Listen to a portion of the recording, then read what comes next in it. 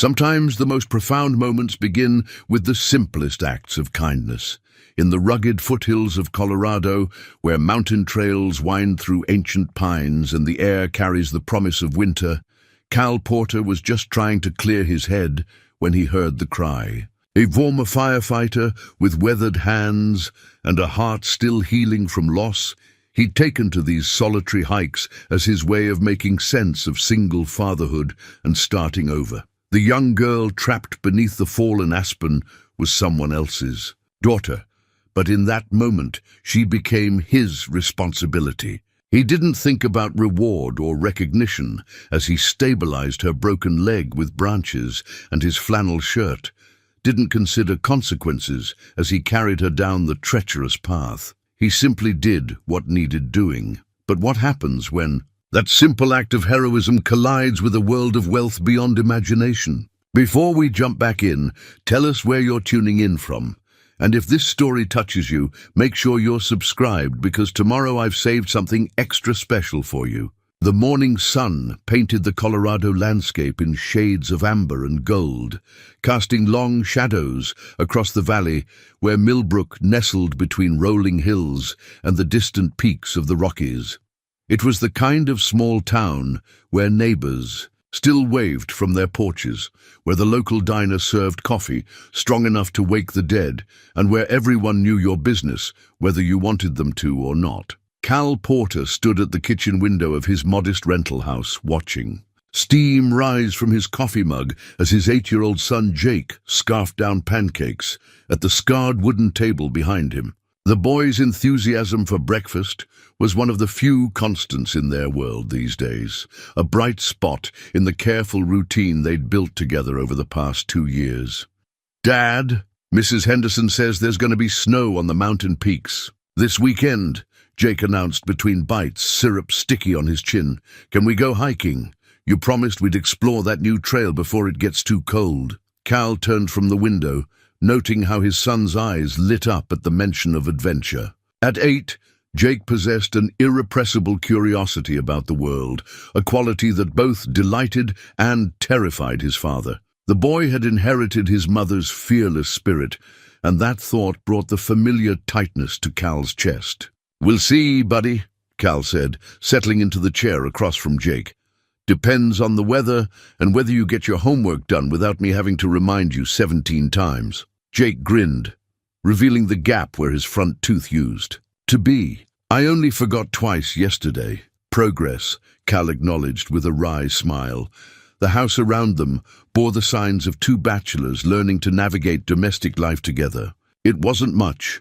3 bedrooms, 1 bathroom, a kitchen that had seen better decades, but it was theirs.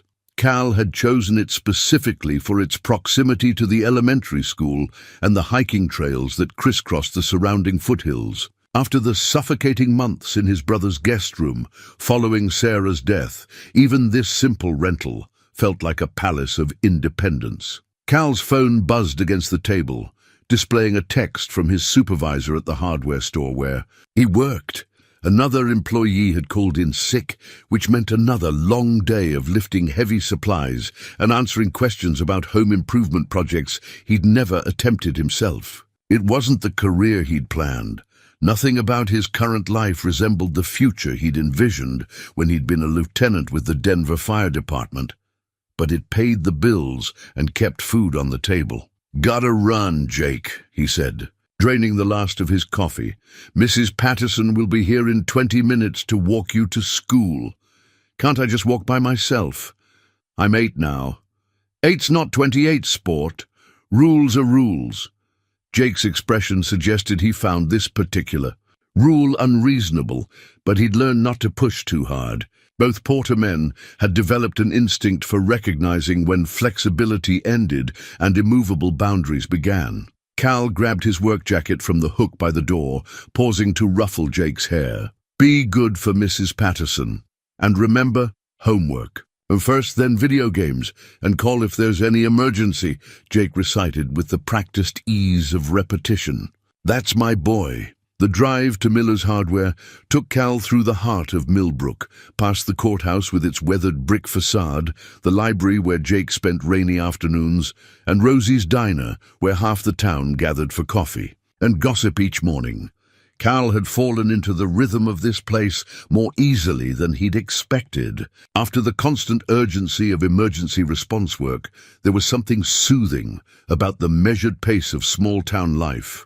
At the hardware store, Cal found his boss, Tom Miller, already wrestling with a shipment of lumber in the back lot. Tom was 63, built like a fire hydrant, and possessed the kind of practical wisdom that came from 40 years of helping people fix things that were broken. "Morning, Cal.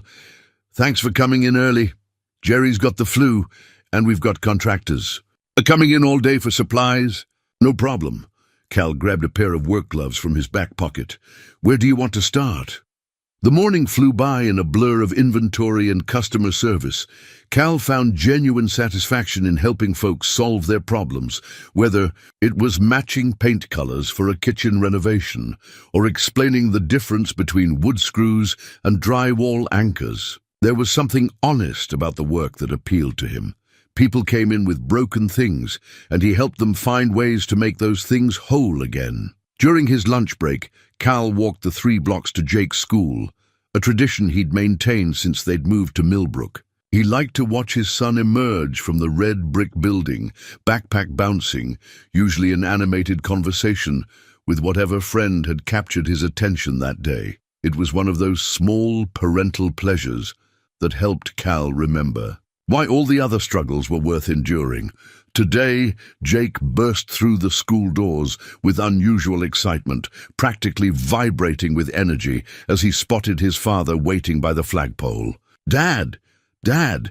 Guess what happened in Mrs. Thompson's class today?" "Let me guess," Cal said, falling into step beside his son as they headed toward home. "You discovered a new species of mathematics." "No, silly. Though I did get my multiplication test back and I got a 92. Jake's pride was unmistakable. "But that's not the best part. We're doing a project about community helpers, and I picked firefighters. And Mrs. Thompson said I should interview someone who actually fought fires, and I said I knew the best one in the whole world." Cal felt his chest tighten. He'd been careful about sharing details of his previous career with Jake, not wanting to burden the boy with stories of danger and loss. But he'd also tried to be honest about why they'd left Denver and started over in Millbrook. "That sounds like a great project, buddy. What do you need to know?" "Everything." Jake's enthusiasm was infectious, despite Cal's reservations. "Like, what was the scariest fire you ever fought? And did you ever save anyone's life? And why did you decide to stop being a firefighter?" The last question hit Cal like a physical blow. How do you explain to an 8-year-old that sometimes saving other people's lives comes at the cost of being unable to save the one that mattered most? How do you describe the weight of survivor's guilt, the way it can crush your sense of purpose until even the career you love becomes a daily reminder of your failure? "Tell you what," Cal said, buying himself time. "How about we work on that project this weekend? I'll answer all your questions, and maybe we can even visit the fire station here in town. Chief Morrison's a good man. He might let you see the trucks up close." Jake's face lit up like Christmas morning. "Really? That would be so cool. Wait till I tell Tommy and Marcus." They'd reached home, and Cal watched his son bound up the front steps with renewed energy. Through the living room window, Cal could see Mrs. Patterson, their elderly neighbor who served as Jake's after-school babysitter, settling into her favorite chair with a cup of tea and her crossword puzzle. The woman was a godsend, patient, kind, and possessed of the sort of old-fashioned wisdom that seemed to be vanishing from the world. "Afternoon, Mrs. Patterson," Cal called as they entered.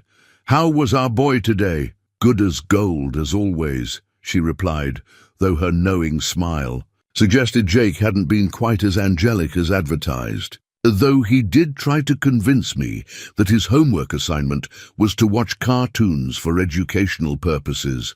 Is that so?" Cal raised an eyebrow at his son, who had the grace to look slightly sheepish. "It was worth a try." Jake said with a shrug that was far too sophisticated for his 8 years. "Homework first," Cal reminded him. "I'll be back by 6 with dinner." The afternoon at the hardware store passed quietly, giving Cal time to think about Jake's project and the questions it would inevitably raise. He'd known this day would come, the day when his son would want to understand more about the man his father had been before their world had changed forever. Cal had hoped to have more time to prepare, to find the right words, to explain choices that sometimes felt inexplicable, even to himself. As closing time approached, Cal began the familiar routine of securing the store, counting down the register, and preparing for another evening of single parenthood. It was a life that had become comfortable in its predictability, safe in its limitations. Cal had convinced himself that contentment was enough, that asking for more was both selfish and dangerous. He was locking the front door when he noticed the black SUV parked across the street, its tinted windows making it impossible to see inside. Something about the vehicle struck him as out of place in Millbrook, where most folks drove pickup trucks or sensible sedans. But then Mrs. Kowalski's grandson was visiting from Denver, and young people seemed to favor flashier transportation. These days, Cal dismissed the thought and headed home to Jake, unaware that in less than 48 hours, that same sense of something being out of place would prove to be prophetic in ways he couldn't possibly imagine. Saturday morning arrived with the kind of crystalline clarity that made the Colorado mountains look close enough to touch. Cal stood on his back porch, breathing in air so clean it seemed to cleanse something deep in his lungs, while Jake bounced around the kitchen behind him, barely containing his excitement about their planned hike. "Dad, did you pack the first aid kit?" Jake called through the screen door. "And the water? And the trail mix? And did you remember to charge the GPS?" Cal smiled at his son's methodical approach to adventure preparation. At 8, Jake had already developed the kind of systematic thinking that would serve him well in life. "All packed, buddy. You ready to hit the trail?" The drive to the trailhead took them through some of the most beautiful country Cal had ever seen. The aspen trees were just beginning their autumn transformation, splashing the mountainsides with brilliant gold that seemed to glow against the dark green of the evergreens. Jake pressed his face to the passenger window, pointing out wildlife and asking questions about everything, from tree identification to weather patterns. They parked at the small gravel lot that marked the beginning of the Cascade Falls Trail, a moderate 3-mile hike that Cal had been promising to tackle with Jake for weeks. The trail was popular with families, well-maintained, but challenging enough to give an 8-year-old a sense of real accomplishment. "Remember the rules," Cal said as they shouldered their packs. "Stay on the trail, don't wander off. And if I see something dangerous, call for you immediately," Jake recited.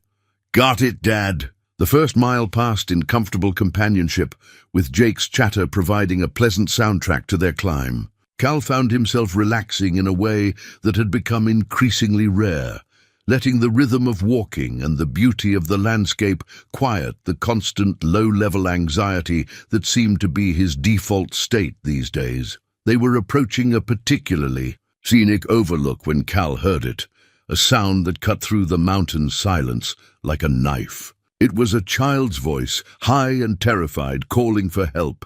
Cal's entire body went rigid, every instinct from his firefighting days snapping to attention. "Jake, stop!" "What is it, Dad?" "Shh, listen."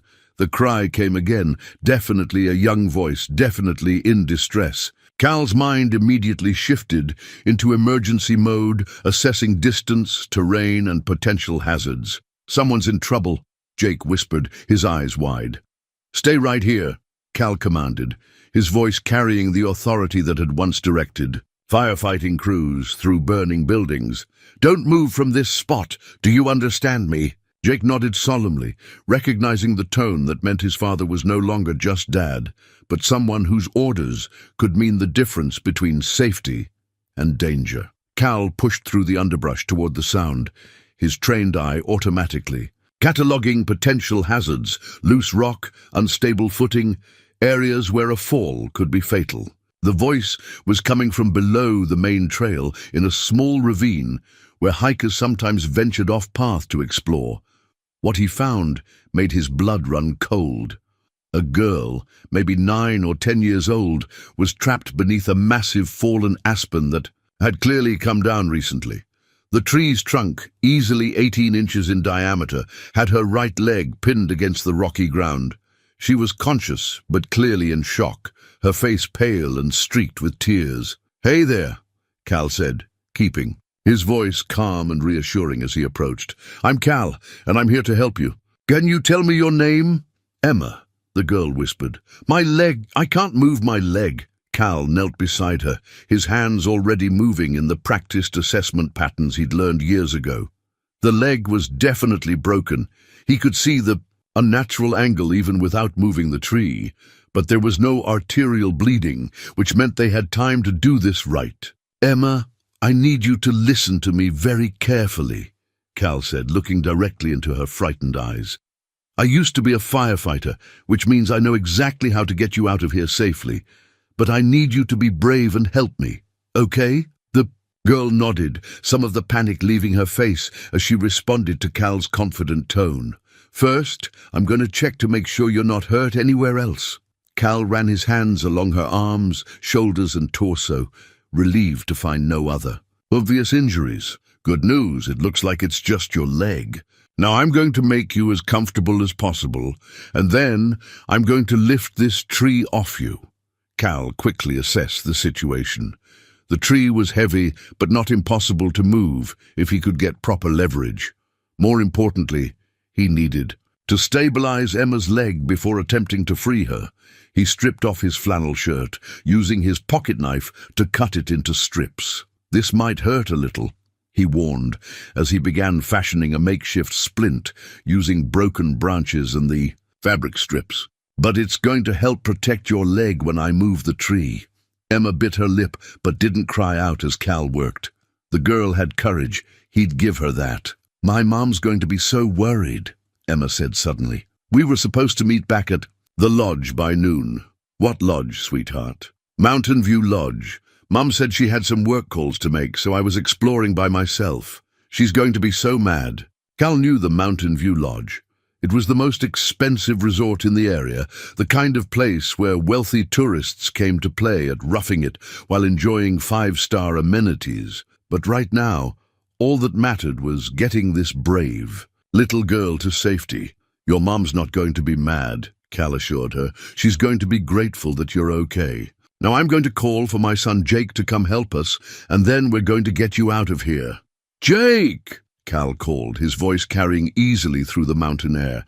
"I need you to come down here, but be very careful." Jake appeared at the edge of the ravine within moments, his face serious as he took in the situation. "Is she okay, Dad?" "She's going to be fine." "Jake, this is Emma. Emma, this is my son, Jake. Jake, I need you to come down here slowly and help me lift this tree." Jake scrambled down the rocky slope with the sure-footedness of youth, immediately positioning himself where Cal indicated. "On 3, Cal said, gripping the tree trunk. 1, 2, 3. The aspen lifted more easily than Cal had expected, and he was able to shift it completely off Emma's leg. The girl gasped but didn't scream, though Cal could see fresh tears of pain in her eyes. "You did great, Emma," he said, immediately beginning to check her leg more thoroughly. The break was definitely there, but it appeared to be a clean fracture, rather than a compound injury. "Jake, hand me my pack." Cal pulled out his first aid kit, a professional-grade kit he'd maintained from his firefighting days, and began properly stabilizing Emma's leg. Years of emergency response training kicked in as he worked, his movements efficient and sure. "Now comes the hard part," he told Emma. "I'm going to carry you out of here, but it's going to be a long walk and it might hurt. Can you be brave for just a little longer?" "I think so," Emma said, though her voice was getting weaker. Cal fashioned a carrying sling from his remaining gear, then carefully lifted Emma in his arms.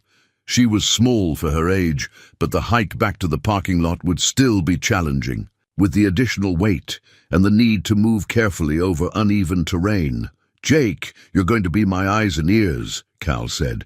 "I need you to walk ahead of me and warn me about any rocks or holes or anything that might make me trip. Can you do that?" "Absolutely, Dad." The hike out was one of the longest hours of Cal's life. Emma drifted in and out of consciousness, which worried him but also meant she was feeling less pain. Jake proved himself to be an excellent guide, carefully marking every potential hazard, and even finding the easiest path when the trail offered options. By the time they reached the parking lot, Cal was exhausted, but triumphant. He quickly loaded Emma into his truck while Jake called 911 from Cal's cell phone, requesting an ambulance meet them at Millbrook General Hospital. The drive to the hospital was a blur of back-road navigation and constant monitoring of Emma's condition. She was definitely in shock, but her vital signs seemed stable. Cal found himself talking to her constantly, sharing stories about Jake and their life in Millbrook, anything to keep her conscious and aware. At the hospital, Cal was relieved to hand Emma over to the emergency room staff, who immediately whisked her away for x-rays and proper medical care. He and Jake found themselves in the waiting room, both covered in dirt and pine needles, sharing a candy bar from the vending machine while they waited for word about Emma's condition. "Dad," Jake said quietly, "you were really cool back there. Like superhero cool."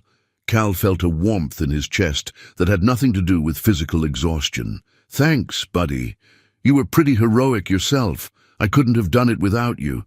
They were still sitting there, comfortable in their shared accomplishment, when the emergency room doors burst open and a woman rushed in like a force of nature. She was tall, elegantly dressed despite the outdoor setting, with dark hair pulled back in a ponytail and the kind of natural grace that suggested wealth and education. But her face was creased with worry, and her hands shook as she approached. "The reception desk. I'm looking for Emma Winslow," she said, her voice tight with controlled panic. "My daughter? She was brought in with a broken leg." Cal stood up, recognizing this as his cue. "Excuse me, are you Emma's mother?"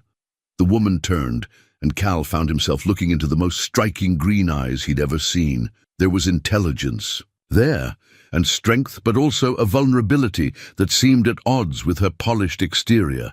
"Yes, I'm Natalie Winslow. Do you know something about Emma?" "I'm Cal Porter, and this is my son Jake. We're the ones who found Emma and brought her in." The change in Natalie's expression was immediate and profound. Relief, gratitude, and something else Cal couldn't quite identify flickered across her features before she took a step toward him. "You found her? You saved her?" Natalie's voice broke slightly on the last word. "She's going to be fine," Cal said quickly. "Clean break, no complications. The doctors are taking good care of her." Natalie closed her eyes for a moment, and Cal could see her fighting to maintain her composure. When she opened them again, there was a depth of gratitude there that made Cal slightly uncomfortable. "I don't know how to thank you," she said. "I don't even know where to begin. If something had happened to her, any parent would have done the same thing," Cal said, meaning it. "I'm just glad we were there." Natalie looked at him for a long moment, as if trying to memorize his face. "Please, let me do something, anything. I could pay you." "No." Cal's response was immediate and firm. "Absolutely not. I didn't help Emma because I expected payment. I helped her because she needed help." Something shifted in Natalie's expression, a surprise that seemed deeper than his simple refusal of money. Of course, I'm sorry. I didn't mean to offend you." "No offense taken. You're worried about your daughter. That's what matters." A nurse appeared at that moment to inform Natalie that Emma was asking for her, and the woman hurried toward the treatment rooms. But she paused at the doorway, looking back at Cal and Jake. "Thank you," she said simply. "Both of you. More than you can possibly know." And then she was gone, leaving Cal with the strangest feeling that this chance encounter was going to prove far more significant than either of them could possibly imagine. The days following Emma's rescue settled into their familiar rhythm, but Cal found his thoughts drifting more often than usual to the woman with the striking green eyes. There was something about Natalie Winslow that he couldn't quite shake. Not Just her obvious relief and gratitude, but something deeper. A quality of strength wrapped in vulnerability that reminded him of how he'd felt in those early days after Sarah's death. Tuesday morning brought the usual routine of getting Jake ready for school and himself ready for work. But as Cal was locking the front door, he noticed Mrs. Patterson hurrying across the yard with unusual urgency. "Cal, dear," she called, slightly out of breath. "There's someone at the hardware store asking for you, a young girl with her mother. They said something about Saturday." Cal's stomach did an unexpected flip. "Did they give you a name?" "Emma something. Sweet little thing with a cast on her leg. Her mother seemed quite determined to speak with you." Jake, who had been only half listening while adjusting his backpack, suddenly perked up. "Emma? The girl from the mountain? She's okay?" "Sounds like it," Cal said, though he felt strangely nervous about the prospect of seeing Natalie Winslow again. "Mrs. Patterson, would you mind walking Jake to school today? I should probably get to the store." "Of course, dear. Go on ahead." The drive to Miller's Hardware seemed both too long and too short. Cal found himself checking his appearance in the rearview mirror, which was ridiculous. He was going to work, not on a date. But something about Natalie had unsettled him in a way he wasn't entirely comfortable examining. He spotted them before he even parked. Emma was sitting on the bench outside the store, her right leg encased in a bright purple cast, while Natalie stood beside her, looking somehow out of place despite her obvious effort to dress casually. She'd traded the hiking clothes for dark jeans and a cream-colored sweater, but everything about her still whispered money and sophistication. "Mr. Porter!" Emma called out as soon as she saw him, her face lighting up with genuine excitement. "Look, I got a purple cast!" Cal couldn't help but smile as he approached. The girl's resilience was remarkable. She looked healthier and happier than she had any right to after her ordeal. "That's quite a fashion statement," he said, crouching down to examine the cast more closely. "Did you pick the color yourself?" "Mom said I could choose any color I wanted, and purple's my favorite. The doctor said I'll have it for 6 weeks, and then I get to watch them cut it off with a special saw."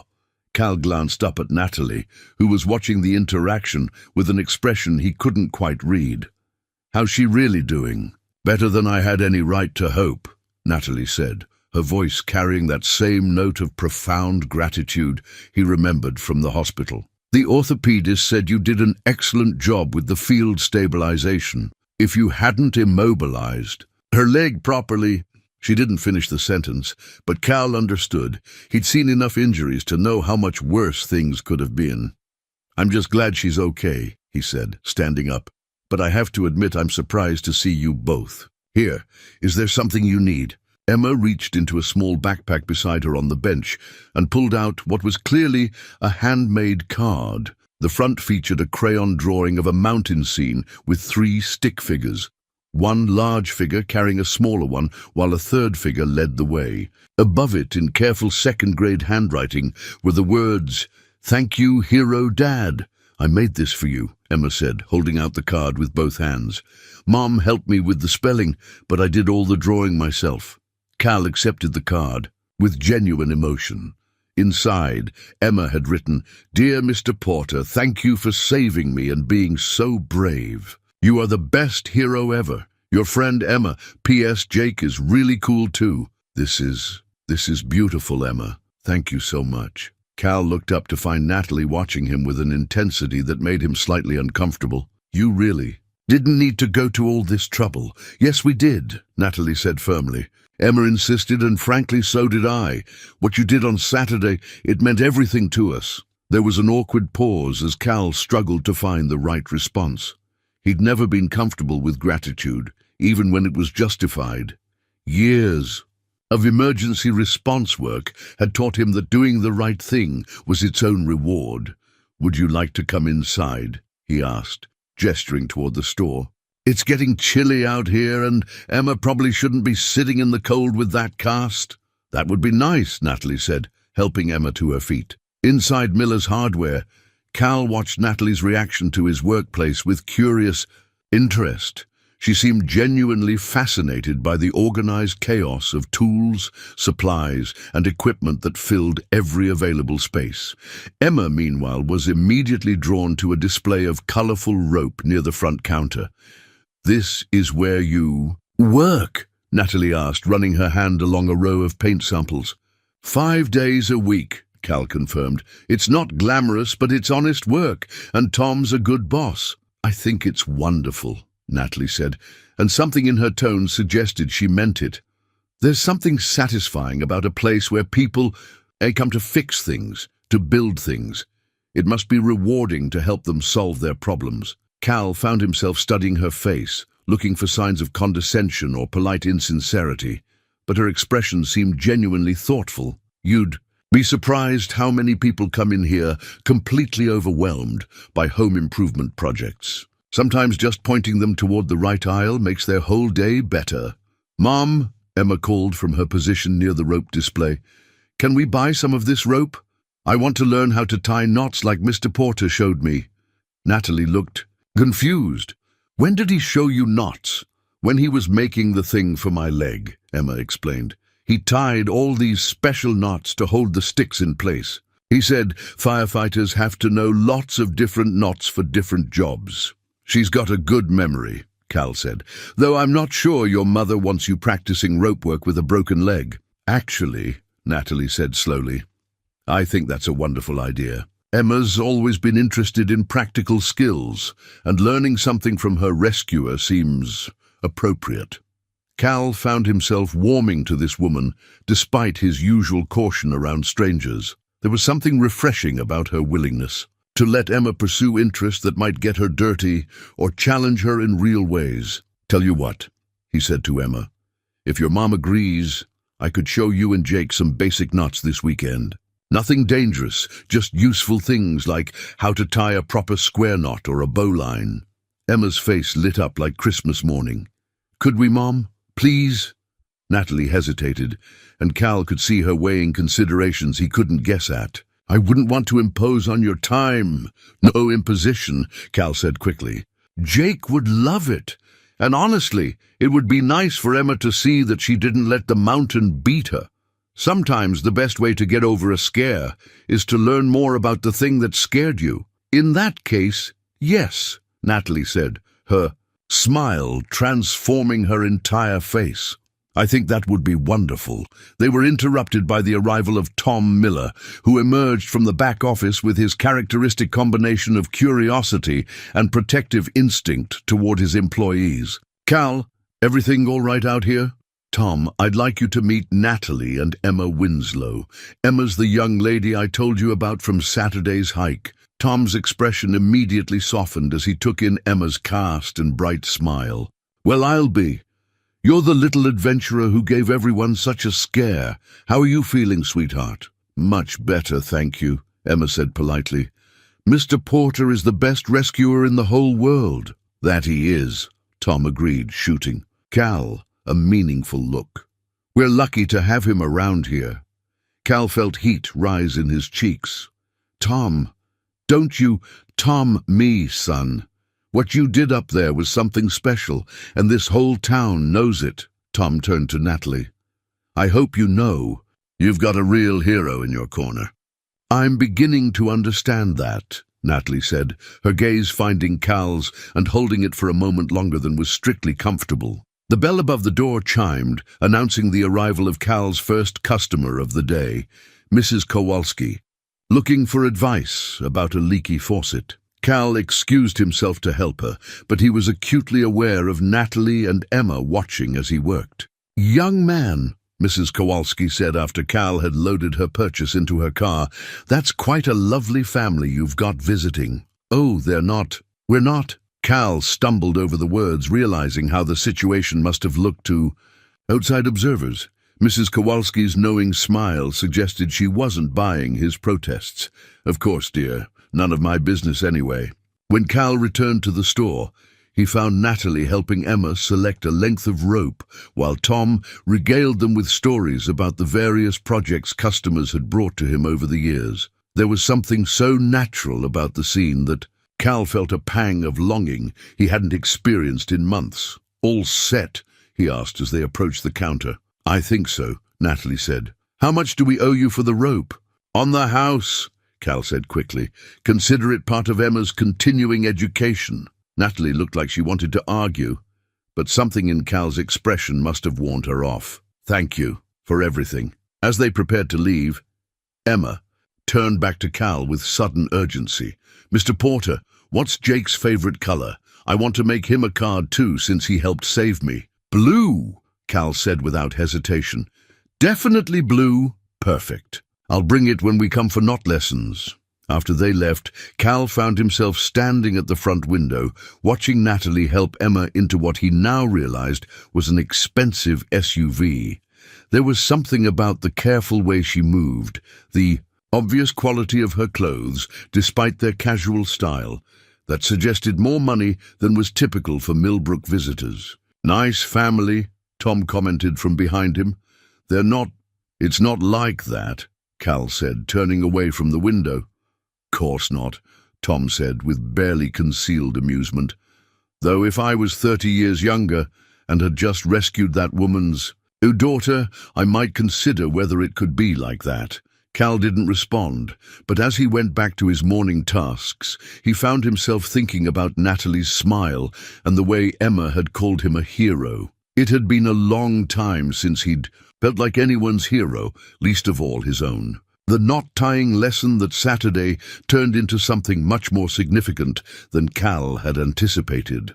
What started as a simple tutorial in his backyard evolved into an afternoon of easy conversation, shared laughter, and the kind of natural connection that seemed to surprise both adults.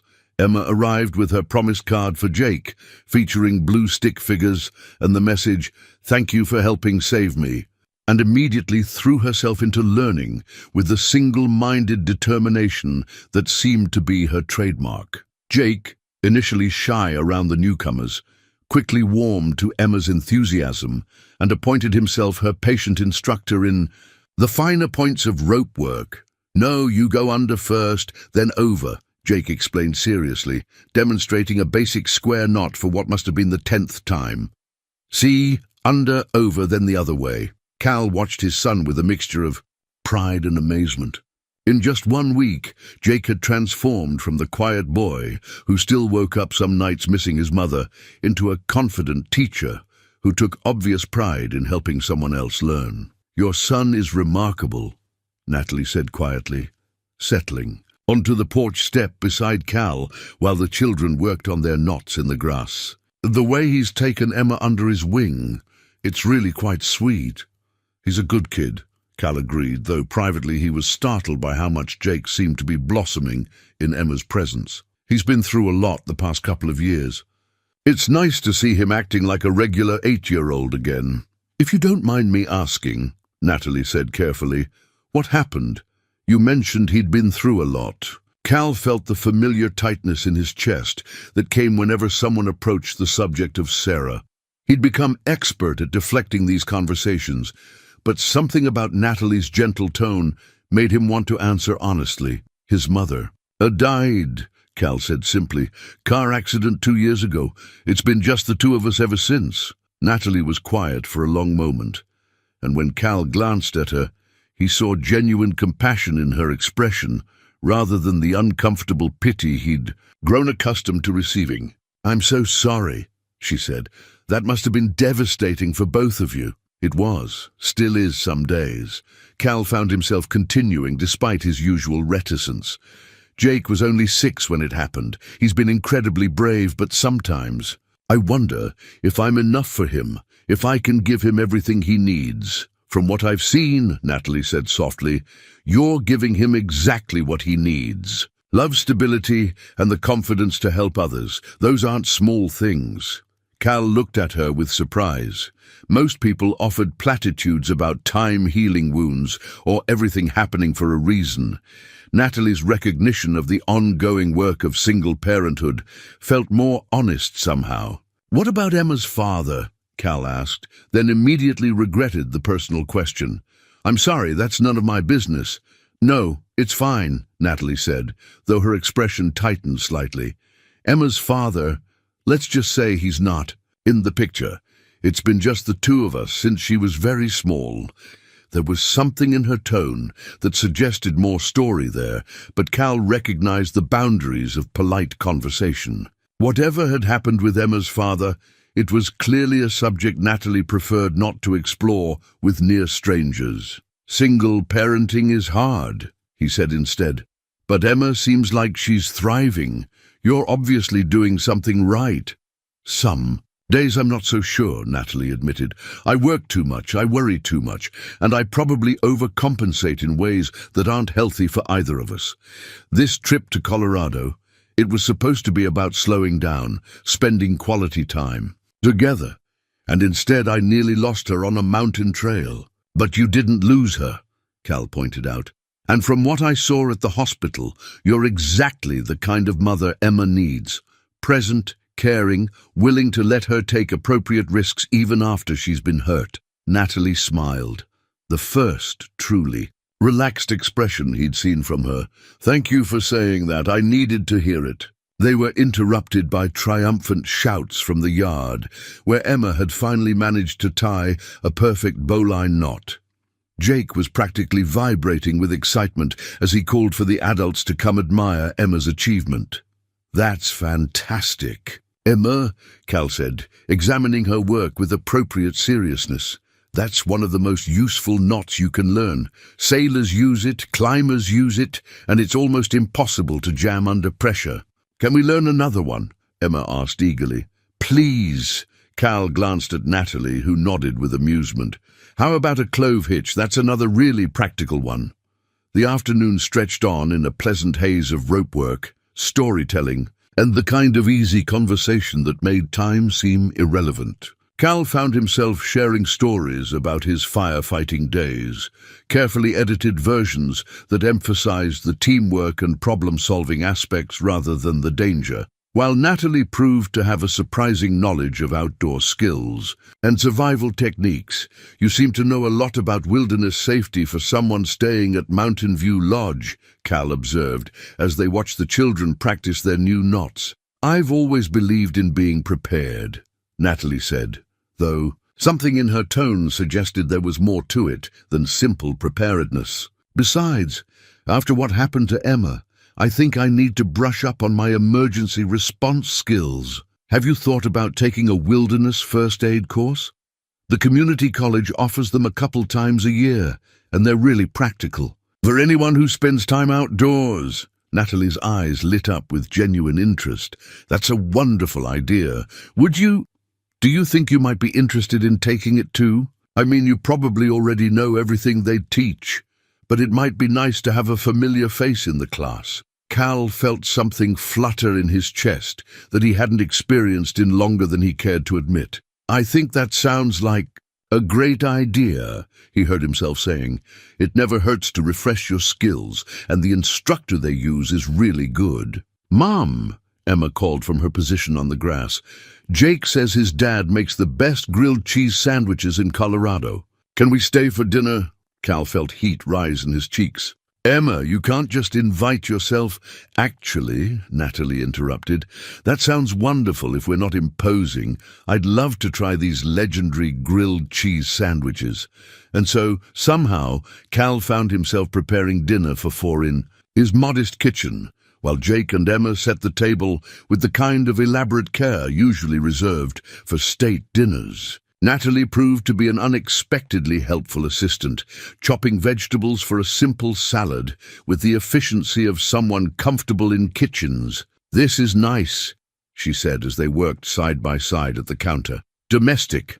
I don't get to do this very often." "Demanding job?" Cal asked, though he realized he still had no clear idea what Natalie did for work. "Something like that," she said, and again Cal caught that slight evasiveness that suggested more complexity than she was sharing. "What about you? Do you miss firefighting?" It was Cal's turn to hesitate. "Every day," he admitted finally, "but that life, it wasn't compatible with being the kind of father Jake needs. The hours, the stress, the constant possibility of not coming home.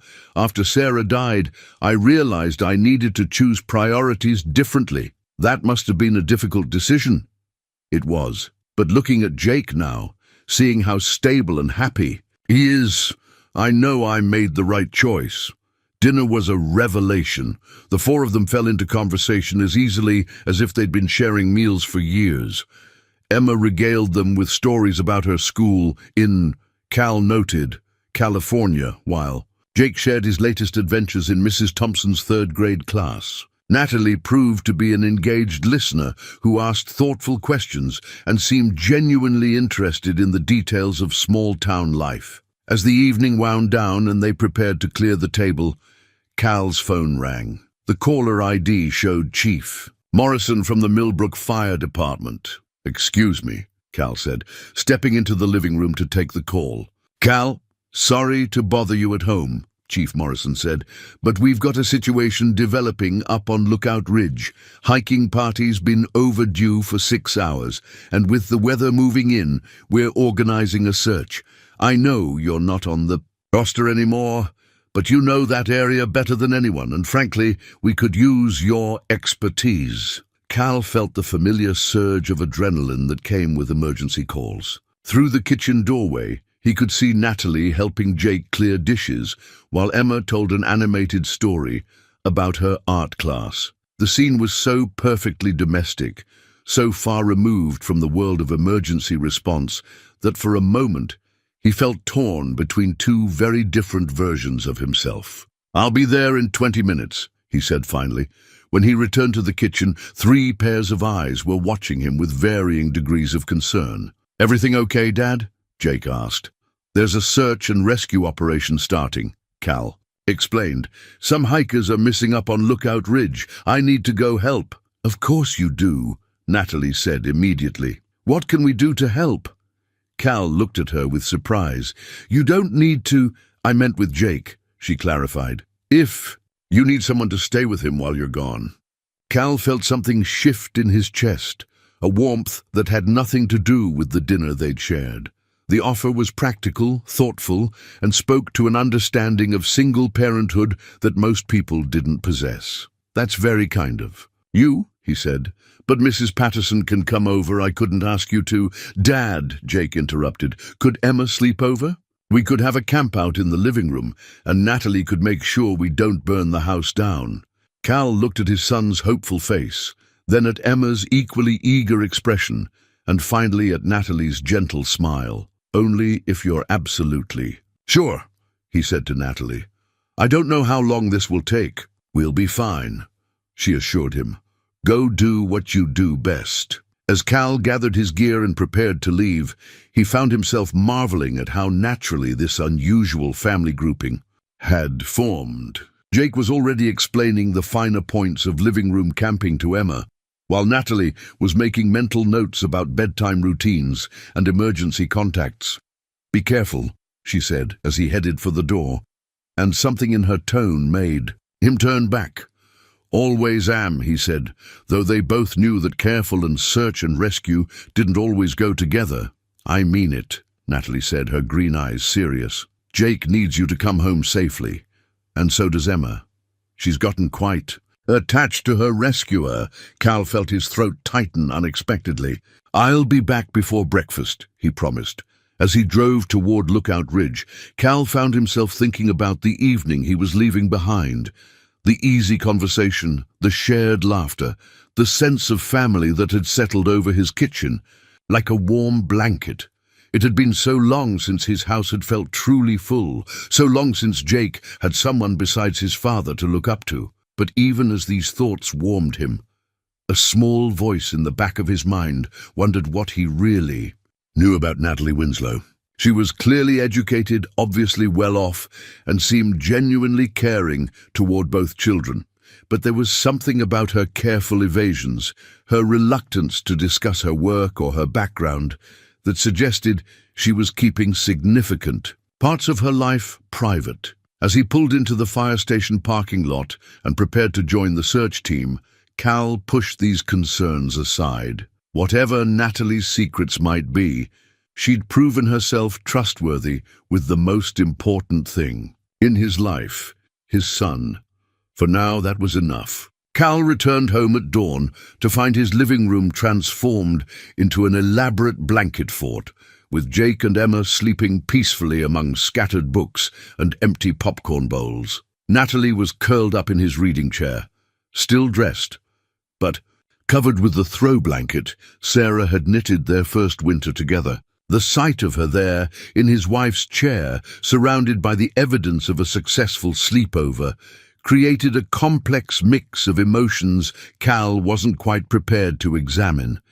He moved quietly through the kitchen, starting coffee and surveying the surprisingly minimal damage 2 8-year-olds and their supervisor had managed to inflict on his home. The dishes were washed, the counters were clean, and there was even a plate of homemade pancakes waiting in the refrigerator with a note, "For the returning hero. Just reheat in microwave. The kids were perfect. Thank you for trusting me." N. Cal found himself staring at the note longer than was strictly necessary, touched by the thoughtfulness and the careful way she'd signed it. Not Natalie or Mrs. Winslow, but simply N, as if they'd moved past formalities into something more personal. How did it go? Natalie's soft voice made him turn. She was standing in the kitchen doorway, hair mussed from sleep, but somehow still managing to look elegant. "We found them," Cal said quietly. "Cold and scared, but safe. Family from Denver who'd taken a wrong trail and gotten turned around when the fog rolled in." "Thank goodness." Natalie moved to the coffee maker, automatically pouring 2 cups, as if this morning routine was something they'd established over years rather than hours. "You must be exhausted." Cal accepted the coffee gratefully, noting how Natalie had prepared it exactly the way he liked it, strong black with just a hint of sugar. The observation was both comforting and slightly unsettling, suggesting she'd been paying closer attention to his preferences than he'd realized. "How were the kids?" "Angels," Natalie said with a smile that suggested the evening hadn't been entirely without challenges. "Though I learned that Jake has very strong opinions about the proper way to build a blanket fort, and Emma has apparently inherited my stubborn streak when it comes to bedtime negotiations." They stood in comfortable silence for a moment, sipping their coffee and listening to the soft sounds of children sleeping in the next room. Cal found himself studying Natalie's profile in the early morning light, noting the way exhaustion had softened her usual careful composure. "You didn't have to clean up," he said finally. "Of course I did. You trusted me with your son. That's not something I take lightly." There was something in her tone that suggested deeper meaning, and Cal found himself wondering again about the circumstances that had made her a single mother. Emma clearly adored her, but there was an independence to their relationship that spoke of long practice at being a team of 2. "Natalie," he began, then stopped, unsure how to voice the questions that had been building over the past few weeks. "What is it?" Cal hesitated, torn between curiosity and respect for her obvious boundaries. "I was wondering, you mentioned you work too much, but you've been in Millbrook for what, 3 weeks now? That's a pretty generous vacation policy." He watched something flicker across Natalie's expression, wariness perhaps, or calculation. "I'm self-employed," she said after a moment. "I have more flexibility than most people."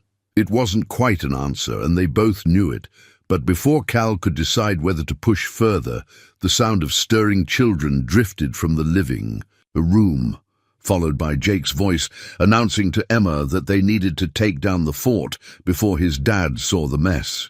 "Too late," Cal called out, earning a guilty giggle from his son.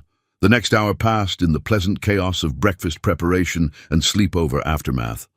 Emma proved to be as enthusiastic about Cal's famous pancakes as Jake had advertised, while both children regaled the adults with detailed accounts of their evening adventures. Watching Natalie interact with Jake, Cal was struck by her natural ease with children and her genuine interest in his son's opinions and observations. "Mr. Porter," Emma said as they finished eating, "Jake says you might teach us how to build a real campfire sometime. Could you?" Cal glanced at Natalie, who nodded encouragingly. "I think that could be arranged, though we'd need to find a safe place to practice, and your mom would need to approve the lesson plan. I trust your judgment." Natalie said. And something. In the way she said it made Cal's chest tighten unexpectedly. After breakfast, as they prepared for Natalie and Emma to return to their lodge, Cal found himself reluctant to see them leave. The morning had felt so natural, so right, that the prospect of returning to his and Jake's usual routine seemed oddly empty. "What are your plans for the rest of the day?" he asked, as Natalie gathered Emma's overnight things. "Nothing too exciting. Emma needs to catch up on some schoolwork, and I have a few calls to make." Again, that slight evasiveness when her work came up. Cal was beginning to recognize the pattern, though he still couldn't figure out what she might be hiding. Self-employment covered a lot of territory, from freelance consulting to running a small business, but something about Natalie's careful phrasing suggested more complexity than she was sharing. "Well," he said, "if you find yourselves free this afternoon, Jake and I usually take a walk around Millbrook Lake on Sundays. Emma might enjoy feeding the ducks." "That sounds wonderful," Natalie said, her smile seeming more relaxed than it had been all morning. "What time?" "Around 2. We could meet at the main parking area." As they made plans, Cal noticed Jake watching the interaction with obvious satisfaction. His son had been uncharacteristically quiet during breakfast, but there was something in his expression that suggested he was processing the significance of these new relationships in ways that both pleased and concerned his father. After Natalie and Emma left, Cal found himself dealing with Jake's inevitable questions about their new friends. "Dad, do you like Natalie?" The directness of the question caught Cal off guard. "She seems like a very nice person." "Why? I mean, do you like her? Like how you used to like Mom?" Cal felt his throat tighten. Jake so rarely mentioned Sarah directly that the comparison hit him like a physical blow. "Buddy, it's complicated. But you do like her, right?" "I can tell." Cal studied his son's face, looking for signs of distress or jealousy. But Jake's expression seemed more curious than troubled. "Would it bother you if I did?" Jake considered this with the seriousness he brought to all important questions. "I don't think so. Mom's not coming back, and you get lonely sometimes." "I can tell that too." The matter-of-fact way Jake delivered this observation nearly undid Cal completely. "You're pretty smart for an 8-year-old. And Emma's really cool.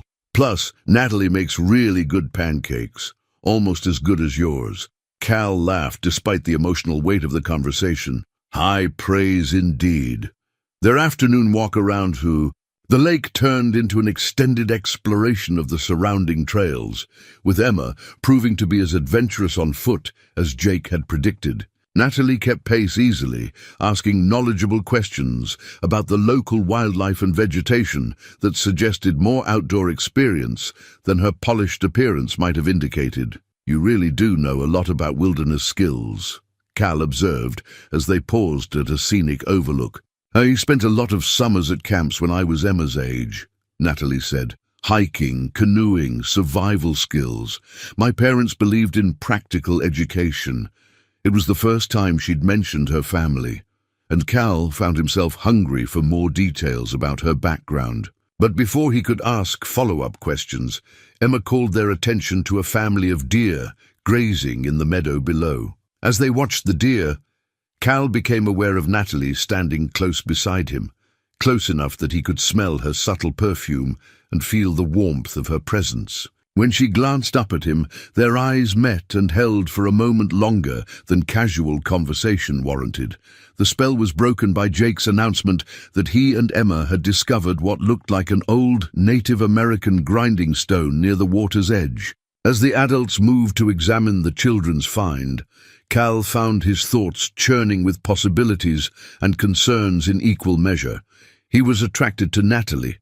That much was becoming impossible to deny. But attraction was complicated when children were involved, when his own grief was still a daily companion, and when the object of his interest seemed to be keeping significant parts of her life hidden from view. That evening, after Jake had gone to bed full of stories about their day, Cal found himself standing on his back porch with a cup of coffee, looking out at the mountains and thinking about the changes that seemed to be happening in his carefully ordered life. For 2 years, he'd focused entirely on providing stability for Jake, and learning to navigate single parenthood. Romance, relationship, the possibility of expanding their family of two, these had seemed like luxuries he couldn't afford, risks he wasn't prepared to take. But watching Jake's easy friendship with Emma, seeing his son's obvious approval of Natalie, forced Cal to consider whether his caution was really about protecting Jake or protecting himself. Sarah's death had taught him how quickly happiness could be destroyed, how completely life could change in a single moment. The prospect of opening his heart again, of making himself vulnerable to that kind of loss, terrified him in ways that burning buildings and dangerous rescues never had. His phone buzzed with a text message, interrupting his brooding thoughts. The number wasn't in his contacts, but the message was unmistakably from Natalie. "Thank you for today. Emma hasn't stopped talking about the deer and the grinding stone. She wants to know if Jake would like to go rock hunting with us tomorrow after school. If you're interested, of course." And Cal stared at the message for a long moment, recognizing it for what it was, an invitation to continue whatever was developing between their families. His fingers hovered over the keyboard as he considered his response. Finally, he typed back, "Jake would love that. What time should we meet you?" The response came almost immediately. 4:30 at the Old Quarry Road. Emma found a book about Colorado geology at the library, and apparently we need to find examples of igneous intrusions, whatever those are. Cal smiled, despite his complicated feelings. "I can help with the geological education. See you tomorrow."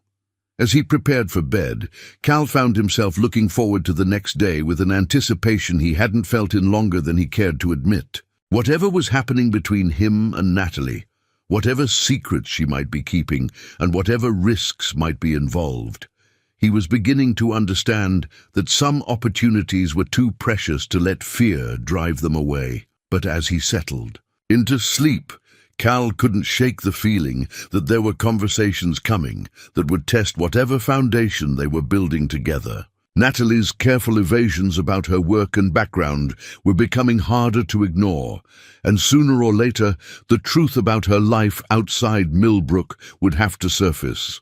What he couldn't know was that Natalie was lying awake in her luxurious lodge suite, staring at the ceiling and wrestling with identical concerns. Every day she spent with Cal, and Jake made her deception feel heavier.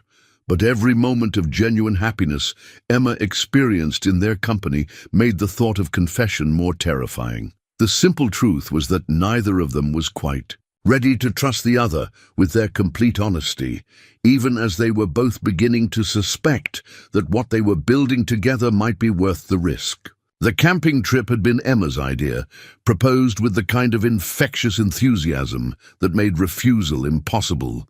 "A real adventure," she'd called it, "where we sleep outside and cook over a fire and see all the stars." Jake had immediately championed the plan, and before Cal quite knew how it had happened, he found himself loading camping gear into his truck for a weekend at Crystal Lake, 20 miles into the national forest.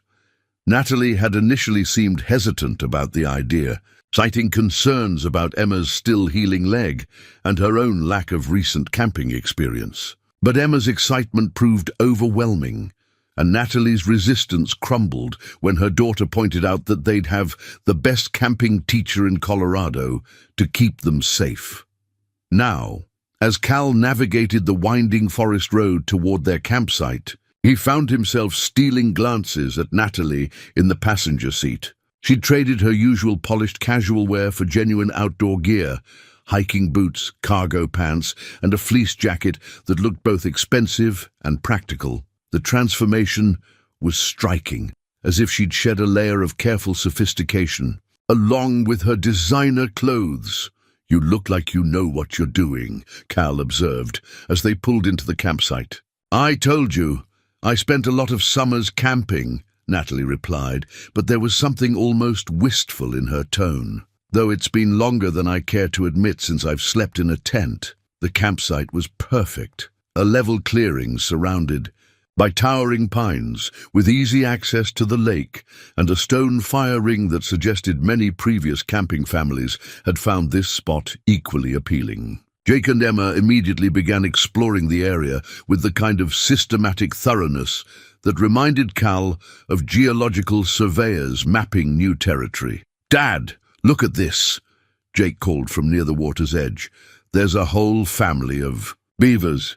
And Emma found what might be an old beaver dam. Cal and Natalie followed the children's voices to discover that Emma had indeed found the remnants of a beaver dam, plus what appeared to be several active lodges along the far shore of the lake. "This is incredible," Natalie said, her voice filled with genuine wonder. "Emma, do you realize how lucky we are to see this? Beaver families are notoriously shy around humans. Can we watch them build stuff?" Emma asked eagerly. "Jake says beavers are like nature's construction workers. If we're very quiet and very patient, we might get to see them working this evening," Cal said. Beavers are most active at dusk and dawn. The afternoon passed in a blur of tent setup, firewood gathering, and camp organization. Cal was impressed by how quickly Natalie fell back into camping rhythms, working alongside him to establish their temporary home with the kind of easy cooperation that suggested either extensive experience or natural aptitude for outdoor life. "You're better at this than you claimed," he commented as she expertly rigged a tarp over their cooking area.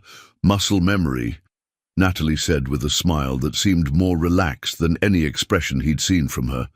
"Amazing how it all comes back." As evening approached and they gathered around the campfire Cal had built, the conversation turned to stories of previous camping adventures. Jake regaled them with tales of his and Cal's earlier expeditions, while Emma shared memories of camp, experiences that sounded both exciting and expensive.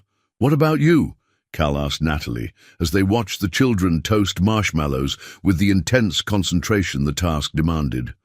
"What's your best camping story?" Natalie was quiet for a moment, staring into the fire with an expression that suggested she was sifting through memories that carried more weight than simple nostalgia. "When I was 12, she said finally, "my family took a 2-week trip through Yellowstone and Grand Teton, just us, no guides, no luxury lodges. My father was a demanding man, but he believed in self-sufficiency. That trip taught me more about myself than anything I learned in school." There was something in her tone that made Cal look at her more closely. The way she'd said demanding suggested complexities in her family relationships that she wasn't ready to explore with relative strangers. "Sounds like a formative experience," he said carefully. "It was. I learned that I was stronger than I thought, that I could solve problems under pressure, that depending on yourself was safer than depending on others." Natalie paused, seeming to realize she'd revealed more than she'd intended. "I also learned that I really hate instant oatmeal."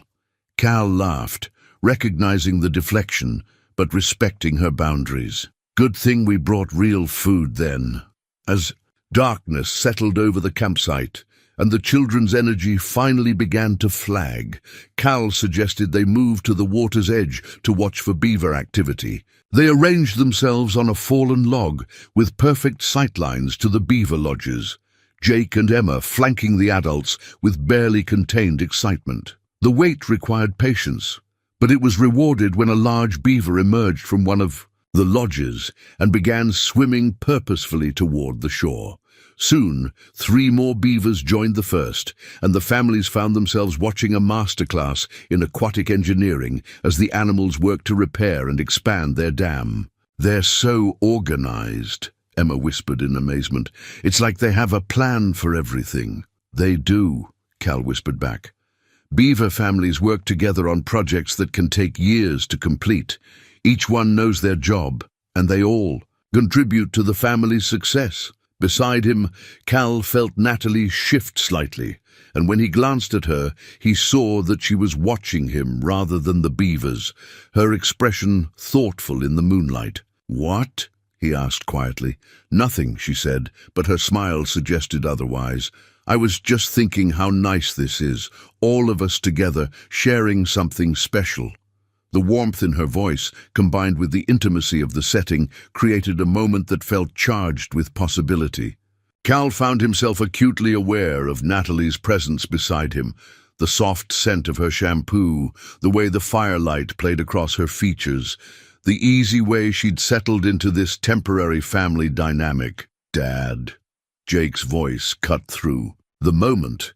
Emma's getting sleepy.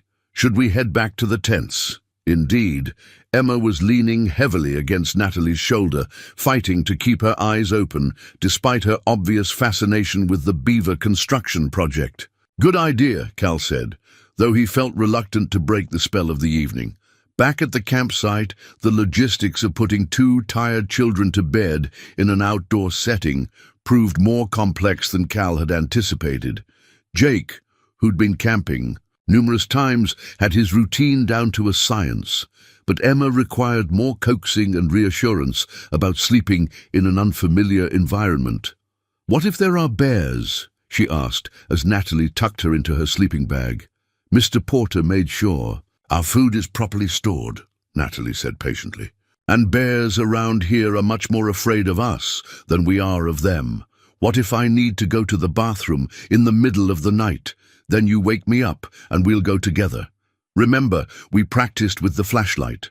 "What if—" "Emma," Natalie said gently but firmly, "remember what we learned about courage.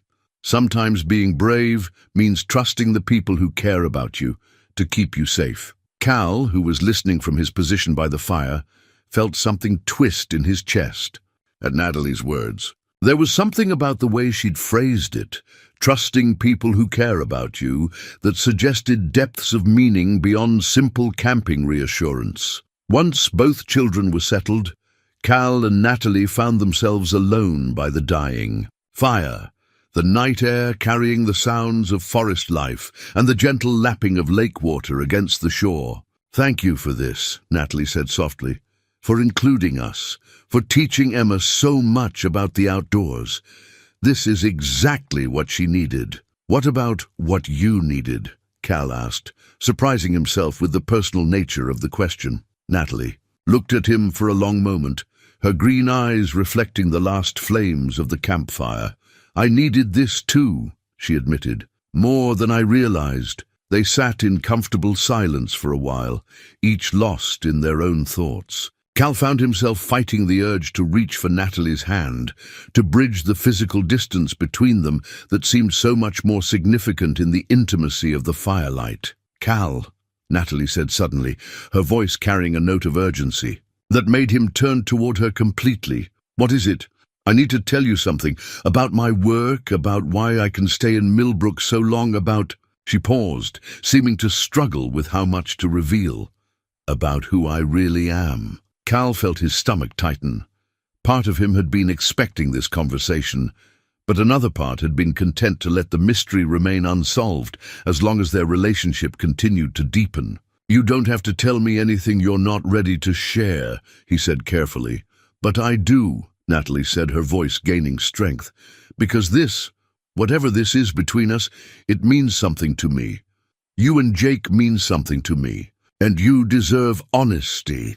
Before she could continue, both adults heard the distinctive sound of a helicopter approaching from the south. The noise grew louder quickly, suggesting the aircraft was heading directly for their location. "That's odd," Cal said, standing up to peer through the trees. "There's no helicopter service to this area, and it's too late for routine park service. Flights." The helicopter passed directly overhead, its searchlight briefly illuminating their campsite before it continued toward what sounded like a landing in the large meadow half a mile away. "Probably an emergency," Cal said, though something about the aircraft's purposeful approach to their remote location struck him as unusual. Natalie had gone very still beside the fire, her face pale in the dying light. When Cal looked at her, he saw an expression of what could only be described as dread. "Natalie, what's wrong?"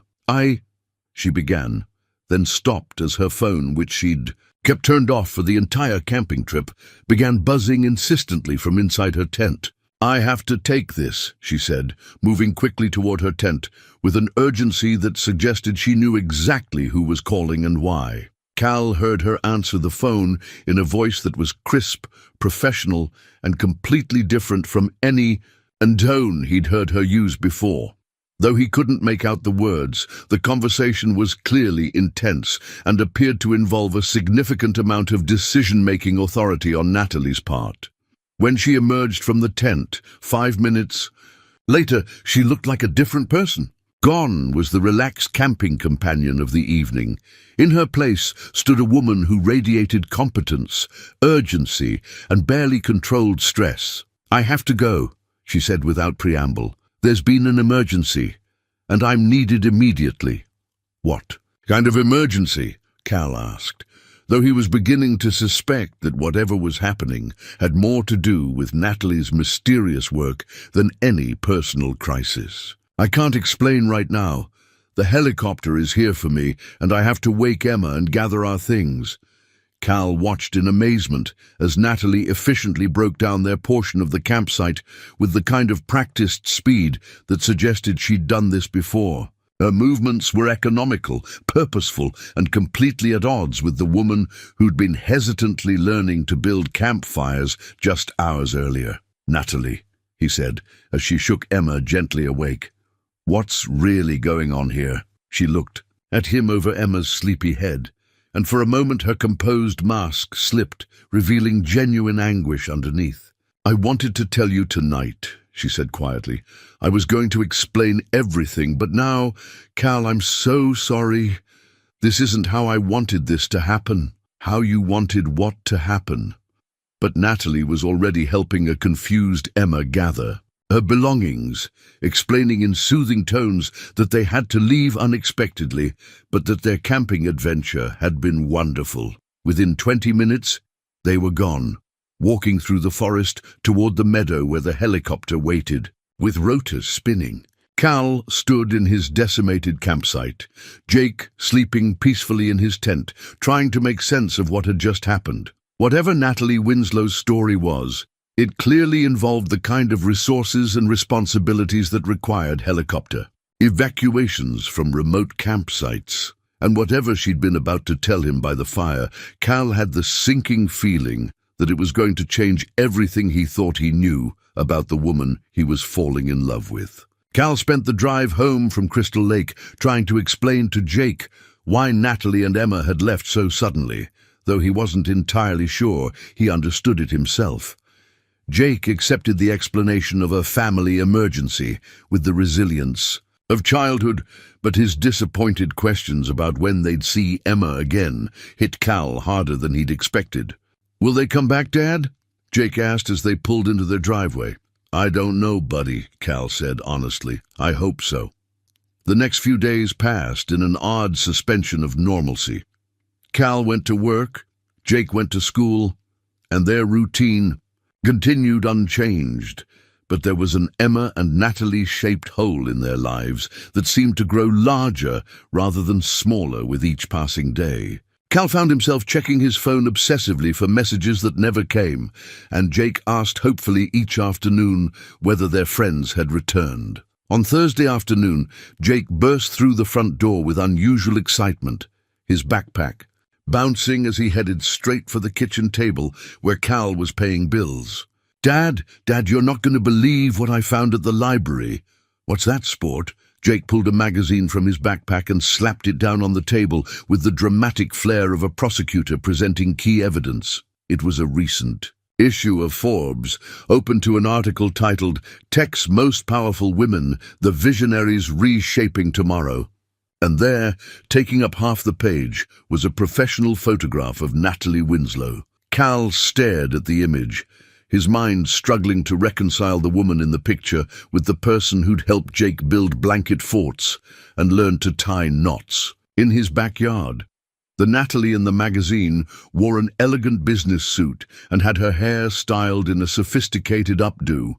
Her expression was confident, commanding, and completely different from any look he'd seen on her face. "It's her, isn't it?" Jake said, bouncing on his toes with the excitement of discovery. "It's Natalie, but she looks so different." Cal read the caption beneath the photo, with growing disbelief. Natalie Winslow, CEO of Pinnacle Technologies, has revolutionized cloud computing infrastructure while maintaining her company's position as one of the fastest-growing tech firms in Silicon Valley. Mrs. Henderson helped me find it, Jake continued, oblivious to his father's shock. I was looking for pictures of Colorado wildlife for my science project, and she showed me how to use the magazine database on the computer. I typed in Natalie just for fun, and there she was. Cal turned the page and found a full article about Natalie's career, complete with details about her company's recent billion-dollar acquisition and her reputation as one of the most innovative leaders in the technology industry. The article mentioned her Stanford MBA, her rise through the corporate ranks, and her success in what the writer called the ruthless world of Silicon Valley venture capitalism. There was also a sidebar about her personal life, or rather, the careful absence of information about her personal life. The article noted that Natalie was notoriously private about her family, with only brief mentions of her daughter and no information about Emma's father. "She's really rich, isn't she, Dad?" Jake said, studying the pictures with fascination. "Like really, really rich." Cal couldn't answer immediately. He was still processing the magnitude of Natalie's deception, trying to understand why a billionaire CEO would spend weeks in Millbrook pretending to be just another single mother on vacation. "Dad, are you okay? You look funny." "I'm fine, buddy," Cal managed. "Just surprised, that's all." But he wasn't fine. He felt like he'd been punched in the stomach, like everything he'd thought he understood about Natalie and their developing relationship had been revealed as an elaborate lie. The woman who'd sat in his kitchen sharing coffee and conversation, who'd helped with homework and learned camping skills, that woman had been an act, a role played by someone whose real life was so far removed from his world that they might as well have been from different planets. "Can we call her?" Jake asked hopefully. "I want to ask her about her company, and maybe Emma would like to know that her mom is famous." "I don't think that's a good idea right now," Cal said, closing the magazine with more force than necessary. "Why not? I bet she'd be excited that we found out her secret." Cal looked at his son's innocent enthusiasm and felt his heart break a little. How could he explain to an 8-year-old that sometimes adults lied, that sometimes people pretended to be someone they weren't, that sometimes the people you trusted most were the ones who hurt you deepest? "Jake, I need you to listen to me very carefully," Cal said, sitting down so they were at eye level. "Sometimes grown-ups have complicated reasons for not telling the whole truth about themselves. Natalie probably had good reasons for not mentioning her job, but it means our friendship with her might be more complicated than we thought." Jake's face fell as he began to understand that his father's reaction wasn't matching his own excitement. "Are you mad at her?" Cal considered the question seriously. Was he mad? Hurt? Disappointed? All of those emotions were swirling through him, along with a healthy dose of humiliation at how completely he'd been deceived. "I'm not mad," he said finally, though he wasn't entirely sure that was true. "But I am confused about why she didn't tell us the truth." That evening, after Jake had gone to bed, still clutching the Forbes magazine and making plans to show it to Emma when she returned, Cal found himself standing on his back porch with a beer, staring at the mountains and trying to make sense of his feelings. The rational part of his mind understood that Natalie might have had legitimate reasons for keeping her identity secret. Wealthy people, especially those in the public eye, probably dealt with fortune hunters and people who wanted to take advantage of their money. Maybe her deception had been about protecting herself and Emma from exactly the kind of assumptions and complications that wealth could bring to relationships. But the emotional part of him felt betrayed in ways that went deeper than simple dishonesty. He'd shared stories about Sarah, about his fears as a single parent, about his struggles to rebuild his life after loss. He'd trusted Natalie with his vulnerability, and now it seemed like she'd been studying him like a specimen, rather than opening herself to genuine connection. Worse, he'd started to imagine a future that included Natalie and Emma in their lives. He'd pictured family dinners and shared holidays, camping trips and ordinary Tuesday evenings. He'd even begun to think about whether Jake would be okay with him loving someone other than Sarah, whether there was room in their carefully constructed life for the kind of expansion that real partnership would require. Now all of those half-formed dreams felt foolish. The fantasies of a man who'd been naive enough to believe that a billionaire tech CEO would genuinely be interested in building a life with a small-town hardware store employee. His phone buzzed with a text message, and for a moment, Cal's heart jumped with the hope that it might be Natalie, with an explanation that would somehow make everything make sense. Instead, it was Tom Miller, with a reminder about inventory duties for the next day. Cal was just putting his phone away when it buzzed. Again. This time, the message was from an unknown number. "Cal, this is Natalie. I know you probably have questions. Could we talk? I'm back in Millbrook, and I owe you an explanation." Cal stared at the message for a long time. Part of him wanted to ignore it, to protect himself from whatever additional hurt might come from learning more about Natalie's deception. But another part of him, the part that had fallen in love with her laugh and her gentleness with Jake, needed to understand what had really been happening between them. He typed back, "Jake found a magazine article about you today. Forbes. Is any of it true?" The response came quickly. "All of it, and that's exactly what I was afraid of." Afraid of what? Afraid that when you found out who I really am, you'd look at me differently. Afraid that everything real between us would be poisoned by assumptions about money and motives and the kind of life I'm supposed to want. Cal read the message twice, trying to pass the layers of meaning. There was something in her phrasing, "who I really am," and "the kind of life I'm supposed to want," that suggested her own relationship with her wealth and status might be more complicated than the magazine article indicated. "The camping trip," he typed. "The helicopter. That was real business, wasn't it?"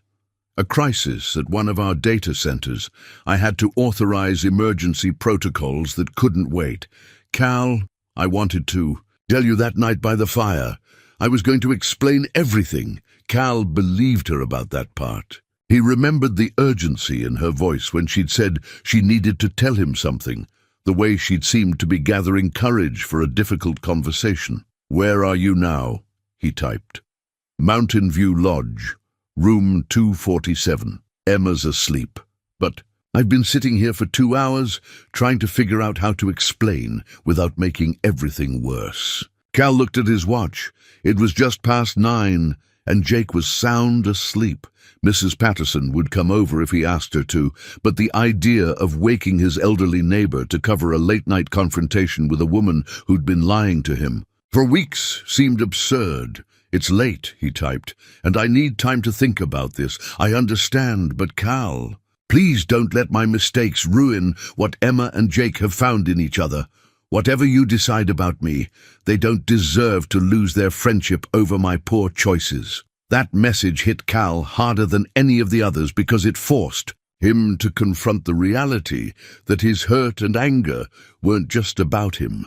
Jake had formed a real bond with Emma, had been counting the days until she returned, had spent the evening planning all the things he wanted to share with her about their camping adventure. "We'll talk tomorrow," Cal typed finally. "After work. Jake doesn't need to be part of this conversation until we figure out what there is to figure out. Thank you, and Cal. For what it's worth, every moment I spent with you and Jake was real. The person I was when I was with you, that's who I actually am when I'm not trying to be who everyone expects me to be." Cal read that final message several times before putting his phone away without responding. He wanted to believe her, wanted to think that the woman who'd helped Jake with homework and learned to build campfires had been genuine rather than an elaborate performance. But trust, once broken, was a fragile thing to repair. And Cal had learned the hard way that when the stakes involved his son's emotional well-being, caution wasn't just wise, it was essential. Tomorrow, he would listen to Natalie's explanations and try to separate the lies from the truth. Tonight, He would sit on his porch and remember what it had felt like to believe that love might be possible again before he'd learned that the woman he was falling for had been playing a role all along. The conversation with Natalie that Friday evening lasted 3 hours and resolved nothing. They met at Rosie's Diner after the dinner rush, choosing a corner booth where their voices wouldn't carry to other patrons. Natalie looked exhausted, her usual polished appearance replaced by the rumpled casualness of someone who'd been wrestling with difficult decisions. Cal arrived determined to maintain emotional distance, but the moment he saw her face, drawn with worry and what looked like genuine anguish, his protective instincts kicked in despite his hurt. "Thank you for coming," Natalie said as he slid into the booth across from her. "I wasn't sure you would." "I almost didn't," Cal admitted. "But Jake deserves to understand what's happening, and I can't explain it to him if I don't understand it myself." Natalie nodded, accepting the implicit criticism. "Where do you want me to start? How about with why a billionaire CEO decided to spend a month lying to a hardware store clerk in small-town Colorado?" The bluntness of the question made Natalie flinch, but she met his gaze steadily. "Because I was drowning," she said simply. "Because I hadn't had a real conversation with another adult in months. Because Emma was becoming a stranger to me, and I was becoming someone I didn't recognize to myself." Over the next hour, Natalie painted a picture of her life that was simultaneously privileged and isolating. The constant demands of running a major corporation, the endless stream of people who wanted something from her, the way her wealth had become a barrier between her and authentic human connection. "You have to understand," she said, stirring her untouched coffee with nervous energy. "When you have money like I do, you never know why people are interested in you. Is it genuine affection, or are they calculating what they might gain from the relationship? After a while, you start to assume everyone has an agenda. So you decided to test me by lying about who you were." "No." Natalie's response was sharp enough to draw glances from other patrons. She lowered her voice and continued, more carefully. "Cal, that's not what this was. When Emma got hurt and you helped her, you didn't want anything from me. You wouldn't even let me pay for gas money. Do you have any idea how rare that is in my world?" Cal found himself remembering that first meeting at the hospital, the way Natalie had seemed genuinely surprised by his refusal of payment. At the time, he'd attributed her reaction to the stress of her daughter's injury, but perhaps there had been more to it. "I came to Millbrook to get away from all of that," Natalie continued, "to give Emma a chance to be a normal kid for a few weeks. To see if I could remember who I was before the company consumed my entire identity. The plan was to stay 2 weeks and then go back to San Francisco. What changed?" Natalie's smile was soft and sad. "You did. You and Jake. For the first time in years, I met people who liked me for who I was, rather than what I could do for them. Emma was happier than I'd seen her since she was tiny. I felt like I could breathe again. Cal wanted to stay angry, wanted to maintain the protective walls he'd built around his heart over the past few days, but the raw honesty in Natalie's voice was hard to resist, and her explanation had the ring of truth. "So you decided to keep lying to us indefinitely." "I decided to keep being the person I am when I'm with you," Natalie corrected. "The person I was before board meetings and quarterly projections and hostile takeover attempts became my daily reality. The person who likes camping and not tying lessons and helping with homework. But that person doesn't exist without the lie, does she?" Cal said quietly. "Because the real Natalie Winslow lives in Silicon Valley and runs a billion-dollar company and probably has a dozen people whose job it is to manage her schedule."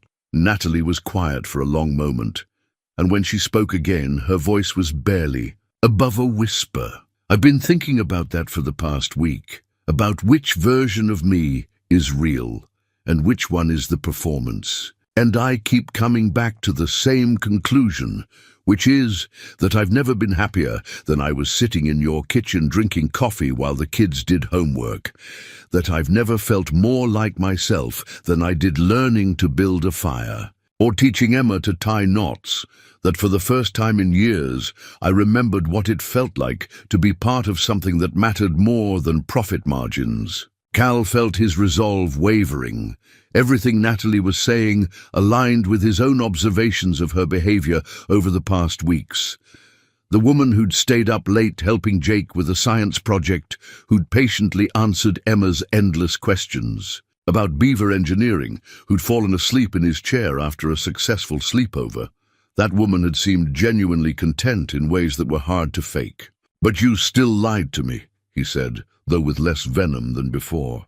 "For weeks, every day, you let me believe you were someone you're not. I let you see who I really am when all the external pressure is stripped away," Natalie said. "The CEO thing, the money, the company, those are things I do, not who I am. But you're right that I should have told you sooner. I was going to that night by the campfire, but then the emergency call came and you turned back into the other Natalie," Cal finished. "The one who can commandeer helicopters and make billion-dollar decisions. The one who has responsibilities. To 8,000 employees and their families," Natalie said, with a flash of the steel that had probably made her successful in the corporate world. "The one who sometimes has to choose between what she wants and what she owes to other people." They sat in silence for several minutes, both lost in their own thoughts. Cal found himself thinking about his own transformation from firefighter to hardware store clerk, about the ways tragedy and responsibility had forced him to become someone different from who he'd been before. Maybe the distance between Natalie's two selves wasn't so different from his own experience of reinvention. "What happens now?" he asked finally. "I don't know," Natalie admitted. "I've been thinking about that too. About whether it's possible to build something real when the foundation is this complicated. What do you want to happen?" Natalie looked at him for a long moment, her green eyes reflecting the diner's harsh fluorescent lighting. "I want to find a way to be both versions of myself without having to choose between them. I want Emma to have the stable, happy childhood she deserves. And I want to see if what we started building together is strong enough to survive the truth about who I really am." Cal felt something shift in his chest, a loosening of the tight anger that had been his constant companion for the past week. He wasn't ready to trust completely, wasn't prepared to pretend that Natalie's deception hadn't hurt, but he was beginning to understand that the situation might be more complex than simple betrayal. "Jake's been asking about Emma every day," he said. "Emma's been asking about Jake too. And about you. She wants to know when we can go rock hunting again, and whether you'll teach her how to skip stones." "And what do you tell her?" "The grown-ups sometimes have to work through complicated problems before kids can have the fun parts of friendship." Cal almost smiled at that diplomatic explanation. "She accepts that? She's 8. She accepts it for now, but her patience has limits." They left the diner without any resolution beyond an agreement to continue talking.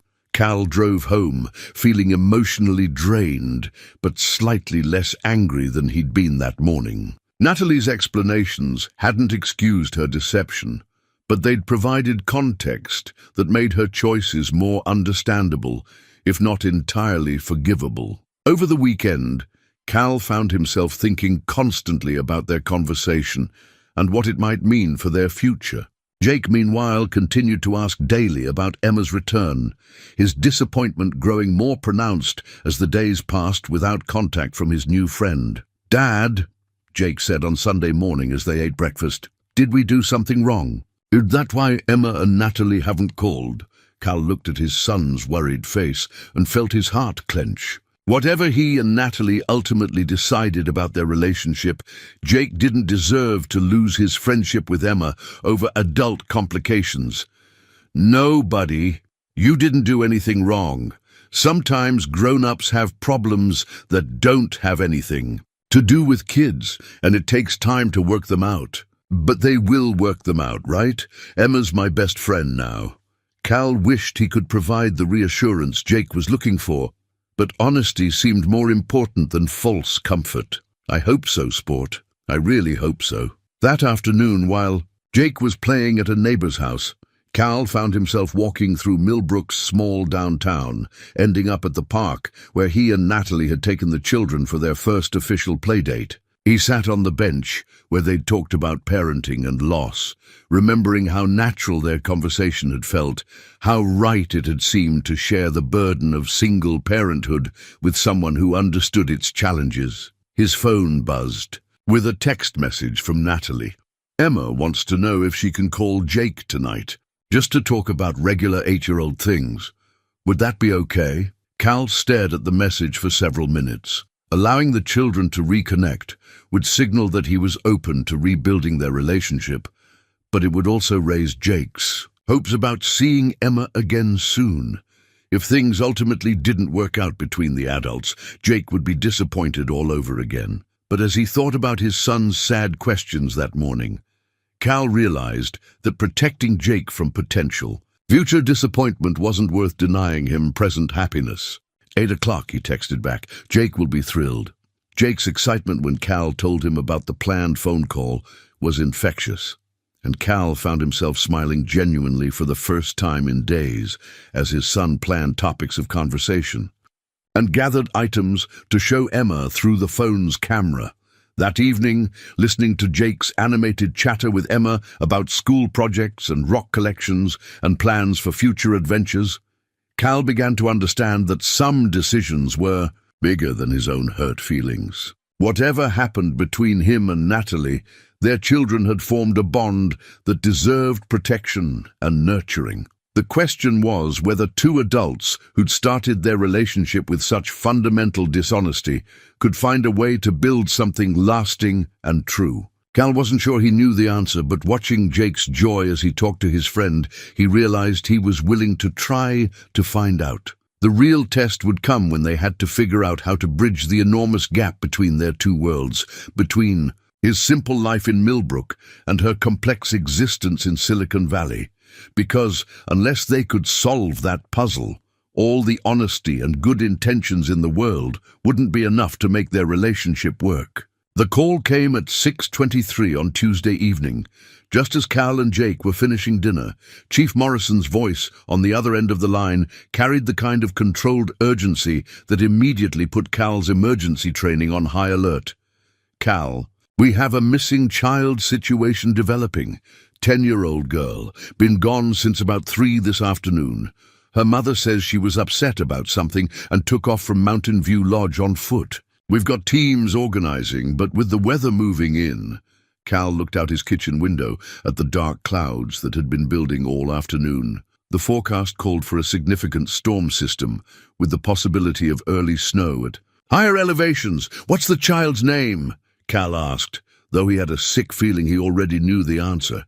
"Emma Winslow. Mother says you know the family." Cal felt the blood drain from his face. "I'll be there in 15 minutes. "Dad?" Jake looked up from his homework with concern. "What's wrong?" "Emma's missing," Cal said, already reaching for his jacket and emergency gear. "She wandered off from the lodge this afternoon, and can't find her." Jake's eyes went wide with alarm. "Missing? Like lost in the woods missing?" "We don't know yet, buddy, but I'm going to help look for her." Cal paused, his hand on the door handle. "Mrs. Patterson will come stay with you while I'm gone." "Can't I come help? I know all Emma's favorite places." Cal was about to automatically refuse when he realized Jake was right. He did know Emma's favorite places.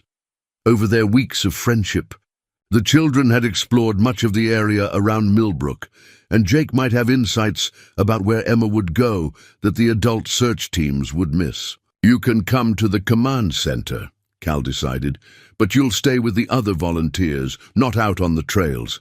Deal?" The drive to Mountain View Lodge was tense, with Jake firing questions Cal couldn't answer and the radio crackling with updates from search teams that had already deployed. By the time they arrived, the lodge's main conference room had been transformed into a search and rescue command center, with maps covering every surface and volunteers checking in for assignments. Cal spotted Natalie immediately. She was standing near the largest map, her face pale and drawn, wearing hiking gear that looked expensive but practical. When she saw Cal and Jake enter, relief flooded her expression. "Cal, thank God you're here," she said, crossing the room quickly. "They say you know these mountains better than anyone." "What happened?" Cal asked, his professional training pushing personal complications aside. "Tell me everything." Natalie's composure cracked slightly as she explained. "We had an argument this morning about going back to California, about her school, about our life there.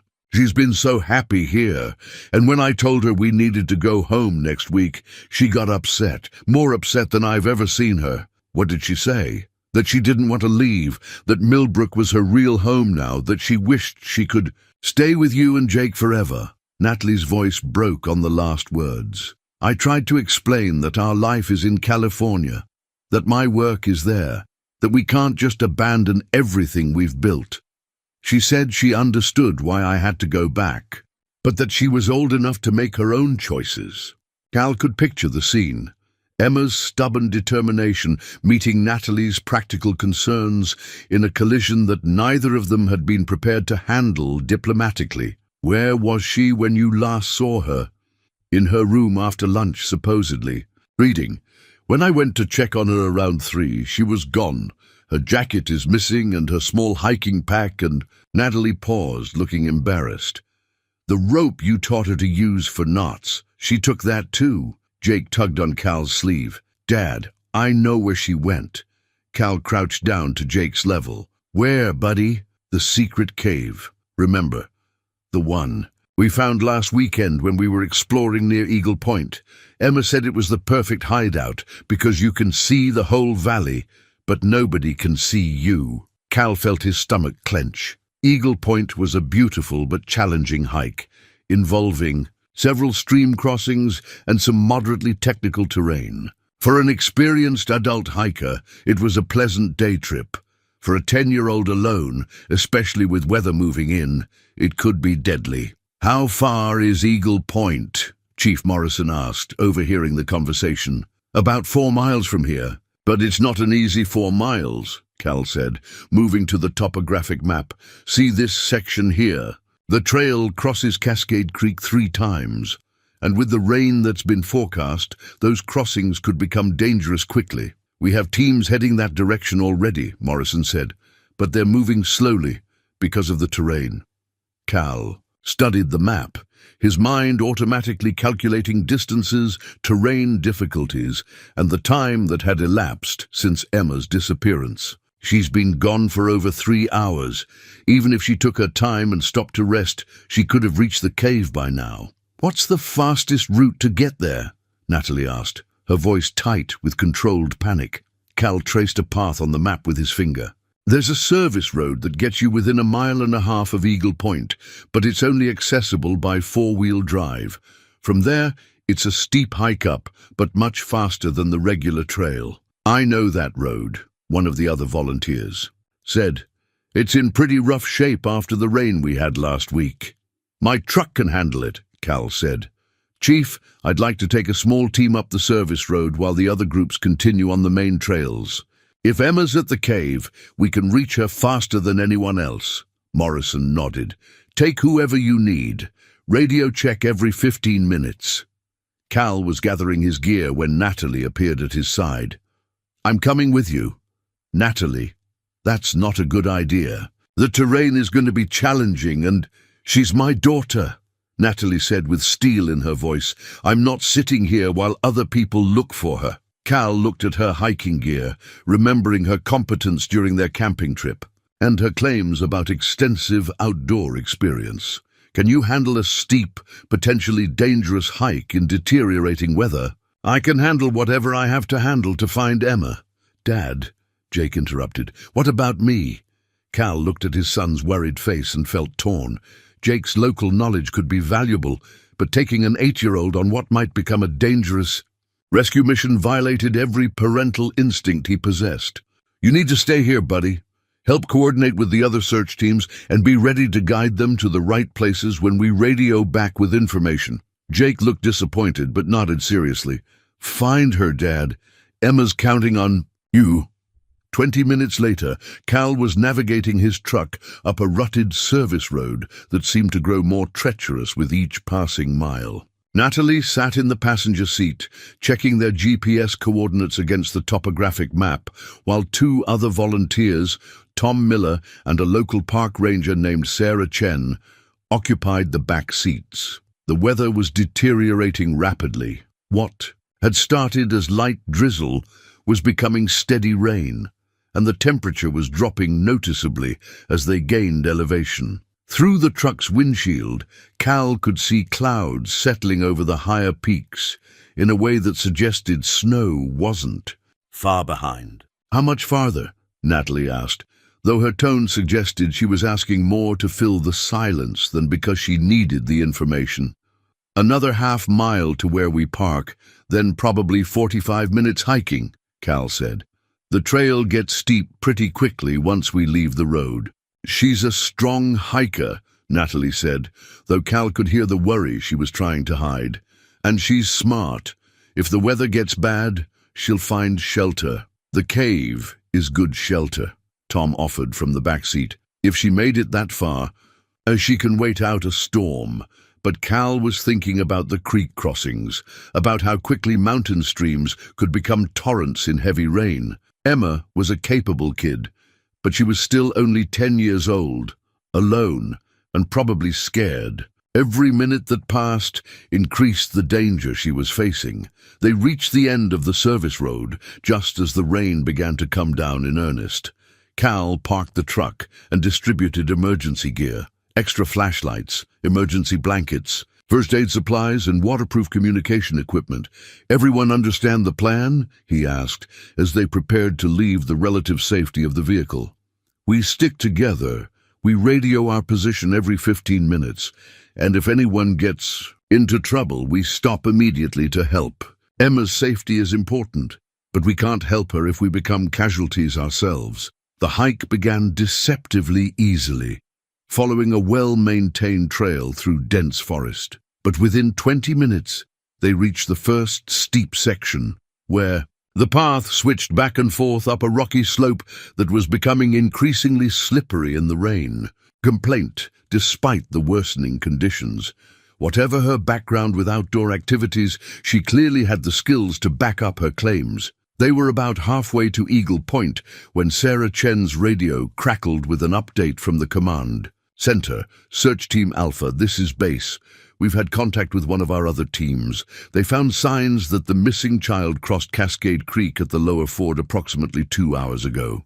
Footprints heading uphill toward your location." Cal felt a mixture of relief and renewed urgency.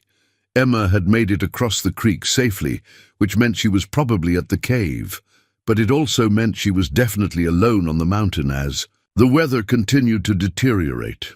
"Base, this is Team Alpha," Cal radioed back. "We copy the update. Estimate 20 more minutes to the cave location.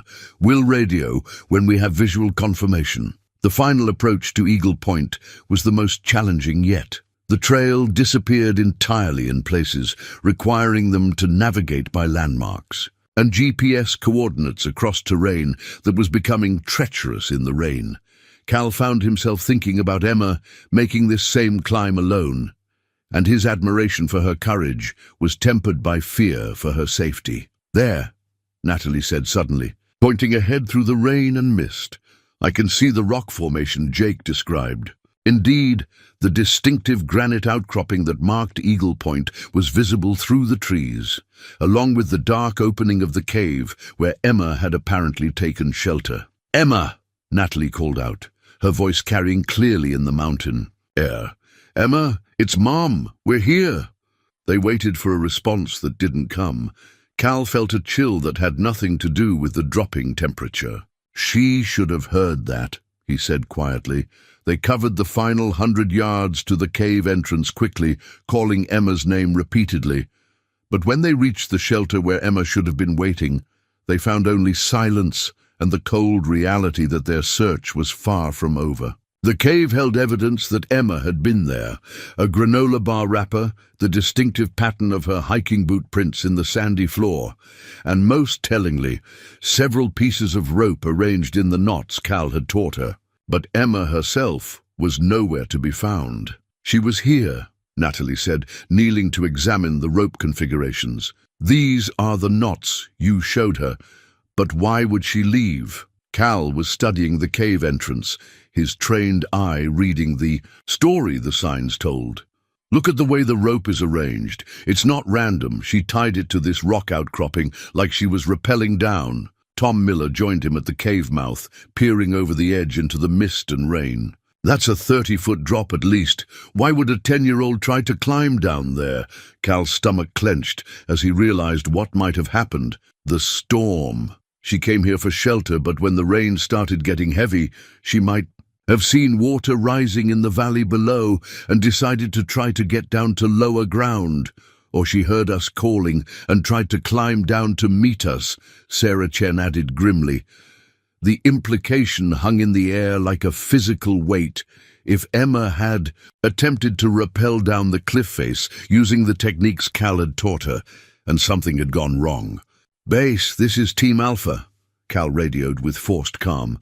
"We found evidence that the subject was at the cave location, but is no longer there. We need additional teams to search the base of Eagle Point cliff face immediately. Copy, Team Alpha." "How do you want to proceed?" Cal looked at the steep, slippery descent that would be required to reach the bottom of the cliff. In good weather, it would be challenging but manageable for experienced hikers. In the current conditions, it was bordering on dangerous. "We're going down," he said. "Send backup teams with technical rescue gear to our location as soon as possible." "Cal," Natalie said quietly. "If she fell—" "We don't know that she fell," Cal interrupted, though his own thoughts were running in the same dark direction. "She's smart, she's resourceful, and we taught her well. Let's assume she made it down safely and is looking for shelter." The descent was treacherous. They moved in single file, with Cal leading and constantly testing handholds and footholds for stability. The rain had made every surface slippery, and loose rocks threatened to send them tumbling with each step. Halfway down, Tom Miller's foot slipped on a wet ledge, and only Sarah Chen's quick reflexes prevented him from falling. "Maybe I should wait here," he suggested, breathing hard from the adrenaline spike.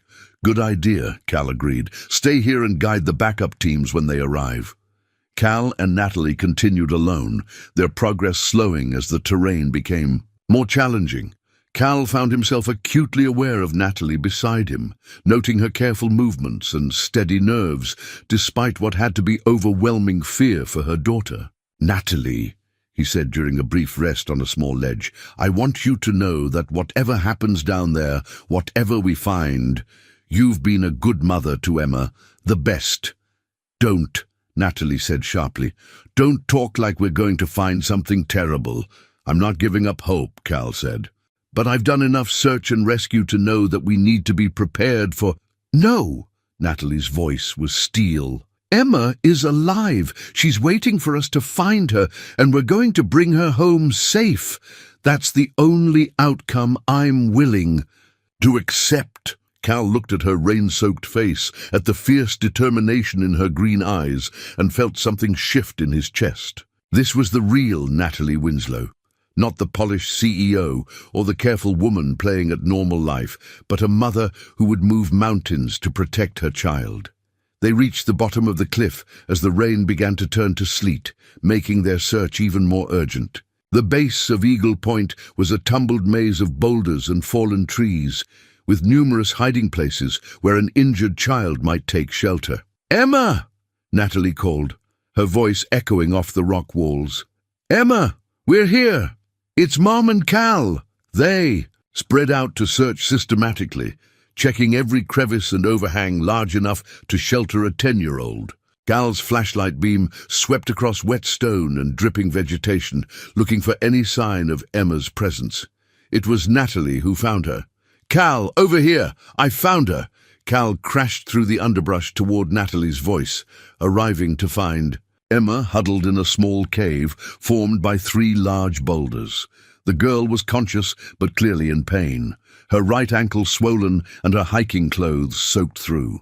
"Emma!" Natalie was already beside her daughter, pulling off her own jacket to wrap around the shivering child. "Sweetheart, are you okay?" "Mom." Emma's voice was weak but alert. "I'm sorry I ran away. I got scared when the rain started and I tried to climb down like Cal taught me, but I slipped and hurt my ankle." Cal knelt beside them, his hands automatically beginning the assessment patterns he'd learned years ago.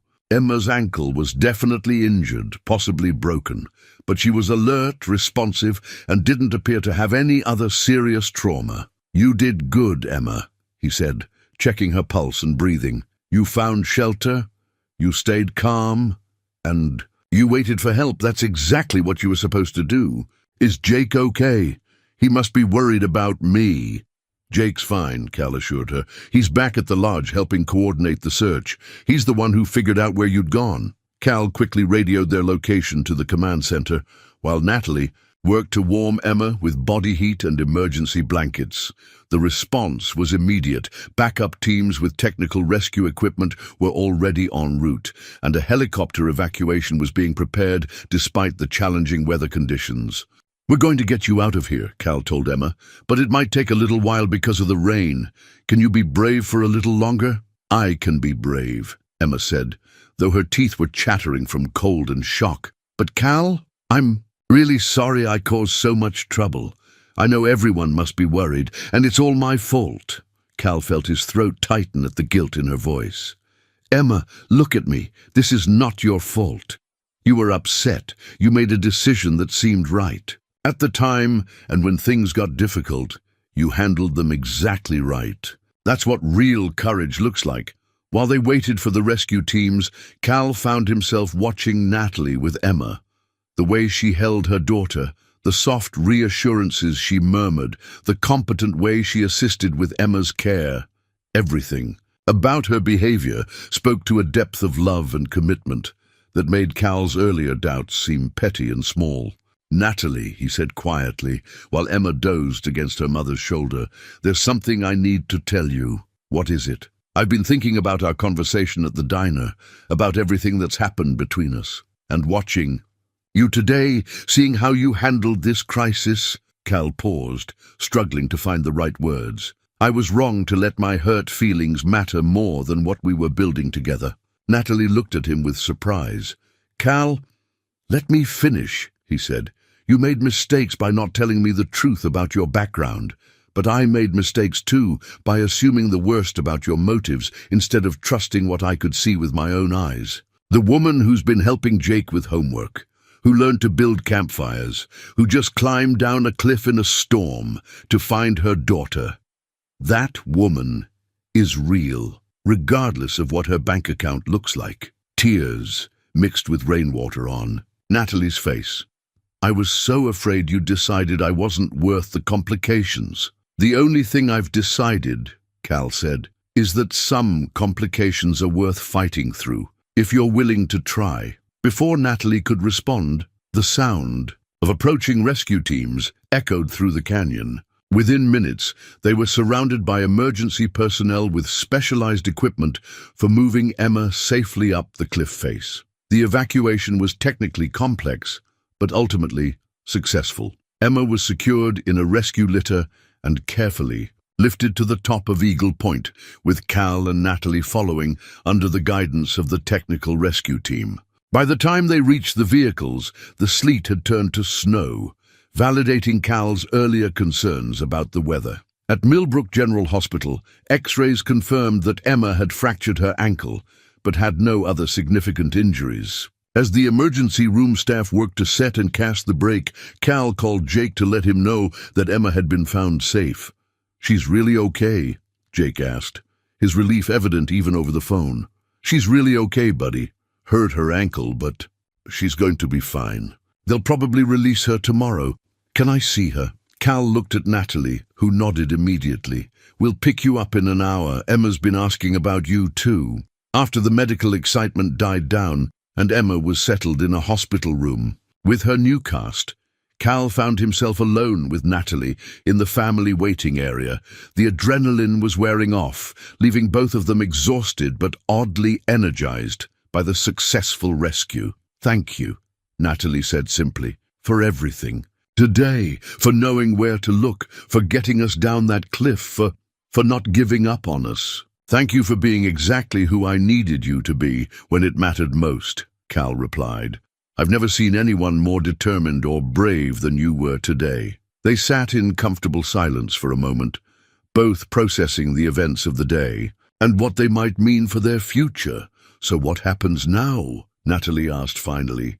"Emma and I are supposed to fly back to California next week. My company is expecting me, and Emma has school." Cal took her hand, intertwining their fingers in a gesture that felt both natural and momentous. "What do you want to happen?" "I want to find a way to make this work," Natalie said without hesitation. "I want Emma to be able to grow up with Jake as her best friend. I want to wake up in a place where people care about each other instead of just what they can gain from each other. I want to build something real with someone who sees me for who I actually am."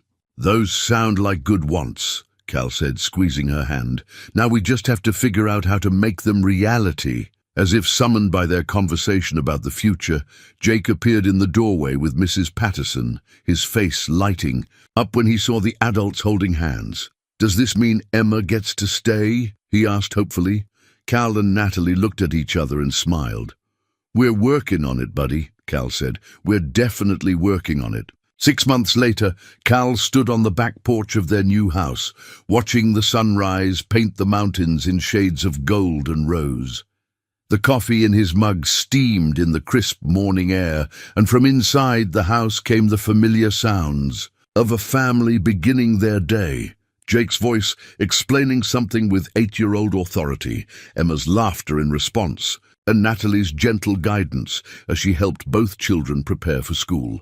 The house they'd chosen together sat on 5 acres just outside Millbrook, close enough to town for easy access to schools and Cal's new job as Millbrook's fire chief, but far enough out to provide the privacy that Natalie's business required.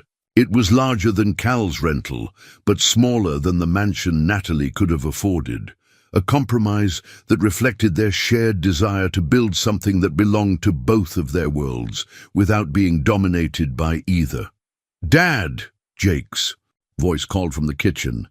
"Emma can't find her math homework, and she thinks she left it in your truck." Cal smiled, marveling at how naturally Jake had adapted to having a sister and a stepmother-to-be. The transition hadn't been without challenges. There had been adjustment periods, negotiation over house rules, and the inevitable growing pains of blending 2 different family cultures. But watching Jake help Emma search for homework with the patient determination of an older brother, Cal knew they'd made the right choice. "Check the front seat pocket," he called back. "That's where missing homework usually hides." The solution to their geographic dilemma had been more elegant than either of them had dared hope. Natalie's decision to relocate Pinnacle Technologies' headquarters to Denver had shocked the Silicon Valley business community, but proved brilliantly strategic for the company. The move had allowed them to tap into Colorado's growing tech talent pool while dramatically reducing operational costs, and Natalie's leadership during the transition had only enhanced her reputation as an innovative CEO. More importantly, for their family, the relocation meant that Natalie could maintain her professional responsibilities while building the life she'd discovered she wanted in Colorado. She worked from a home office 3 days a week and commuted to Denver twice a week, a schedule that provided the flexibility both her business and her family needed. Cal's return to emergency services had been equally satisfying. When Millbrook's aging fire chief announced his retirement, the town council had offered Cal the position with the kind of enthusiasm that made it clear his reputation had preceded him. The job allowed him to use his skills and experience while staying close to home, and it came with the respect and sense of purpose he'd missed during his hardware store years. "Found it!" Emma's triumphant voice drifted from the house, followed by Jake's satisfied declaration that he'd known it would be in the truck all along. Cal finished his coffee and headed inside to find organized chaos in the kitchen. Natalie stood at the counter packing lunches with the efficiency of someone who'd mastered the morning routine, while Jake and Emma gathered their school supplies with the kind of sibling cooperation that had taken months to develop. "Morning, beautiful," Cal said, dropping a kiss on Natalie's temple as he passed. "Morning yourself, Fire Chief Porter," she replied with a smile that still had the power to make his chest tighten with gratitude for the unexpected turns life could take. The title still felt new enough to make Cal smile. Yesterday had marked his first full month in the position, and he was gradually settling into the administrative responsibilities that came with leadership, while still maintaining the hands-on involvement he'd always loved about emergency work. "Are you still planning to come to the school presentation today?" Emma asked, adjusting the straps of her backpack with the careful attention to detail she'd inherited from her mother. "Wouldn't miss it," Cal assured her. Emma's class was presenting their community helpers project, and she'd chosen to focus on search and rescue operations, a subject she could speak about with the authority of personal experience. "And you'll wear your uniform," Jake added hopefully. His pride in Cal's new position was evident in the way he'd told everyone at school about his dad's promotion to fire chief. "If that's what you want, absolutely." The morning routine continued, with the comfortable efficiency of established family patterns. Backpacks were checked, permission slips were signed, and the eternal question of whether everyone had everything they needed was resolved with the kind of systematic attention that came from practice. As Cal prepared to drive the children to school, Natalie pulled him aside for a brief private conversation. "The board meeting went well yesterday," she said, though something in her tone suggested more complexity than simple good news. "What aren't you telling me?" Cal asked, recognizing the careful way she was approaching the subject. "They've offered me the opportunity to expand internationally. New offices in London and Tokyo, partnerships with some of the biggest tech companies in the world." Natalie paused, studying his face for his reaction. "It would mean more travel, more responsibility, and definitely more complexity in our life here." Cal felt a familiar tightness in his chest, the old fear that their two worlds might ultimately prove incompatible despite all their efforts to bridge them. "What did you tell them?" "That I needed to discuss it with my family before making any major decisions," Natalie said with a smile that suggested she was pleased with his reaction to being included in that category. "This is our life now, not just my career.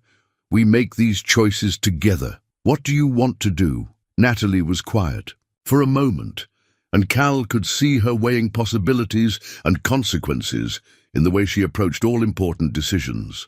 "A year ago, I would have said yes immediately. The opportunity, the challenge, the validation, it would have been irresistible. And now? Now I wake up every morning in a house full of people I love, in a place where I can breathe, doing work that matters but doesn't consume my entire identity." Natalie reached up to straighten Cal's collar, a gesture that had become habitual and intimate. "Now I understand the difference between success and fulfillment. So that's a no to international expansion? That's a let's talk about whether there's a way to do it that doesn't sacrifice what we've built here," Natalie corrected. "Maybe there's a middle path that none of us have thought of yet." Cal kissed her forehead, marveling again at her ability to find creative solutions to seemingly impossible problems. "We'll figure it out, we always do." The school drop-off was accomplished with the usual mix of last-minute reminders and enthusiastic plans for after-school activities. Jake and Emma had developed the kind of easy friendship that made them natural allies in everything from homework negotiations to weekend adventure planning. And watching them walk into school together never failed to make Cal grateful for the chain of events that had brought their families together. On the drive back home, Cal found himself thinking about the changes the past 6 months had brought to all their lives. Jake had blossomed into a confident, outgoing child whose natural leadership abilities were finally finding outlets in school projects and friendships. Emma had traded her expensive private school for Millbrook Elementary's more personal environment, and the change had brought out an adventurous spirit that had been suppressed by the pressure to excel in academic competition. And Natalie had found ways to be both the successful businesswoman she'd always been and the hands-on mother she'd always wanted to be, without sacrificing either identity to maintain the other. Back at the house, Cal and Natalie settled into their respective home offices for the morning work routine. Cal's position as fire chief required significant administrative time, budget planning, personnel management, and coordination with other emergency services. But it also allowed him the flexibility to work from home when he wasn't needed at the station. Through his office window, he could see Natalie in her own workspace, animated in conversation with someone on her computer screen, her expression carrying the focused intensity he'd learned to associate with complex business negotiations. Even after months of living together, he was still occasionally amazed by her professional competence and the casual way she wielded authority over multi-million-dollar decisions. At noon, they met in the kitchen for lunch and the daily check-in that had become an important part of their relationship maintenance. "How's your morning going?"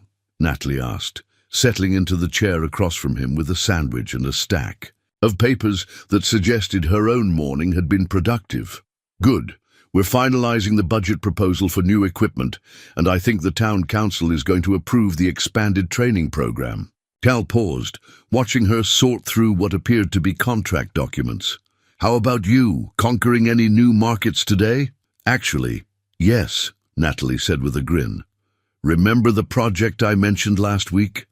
The one about developing emergency communications systems for rural areas? We just got approval to begin the pilot program." Cal raised an eyebrow. This was the first he'd heard about emergency communication systems, though Natalie had been hinting for weeks about a new project that she thought he'd find particularly interesting. Emergency communications. "Think about what happened when Emma went missing," Natalie explained, her excitement building as she described the concept. The coordination between search teams, the need for reliable communication in remote areas, the way technology could improve response times and safety for both victims and rescuers. Cal began to understand why she'd thought he'd be interested. "You're developing technology for search and rescue operations." "We're developing technology for all kinds of emergency response, but search and rescue is definitely a priority. And we want to test it right here in Colorado, with local emergency services as our partners in the development process." The implications were significant, both professionally and personally.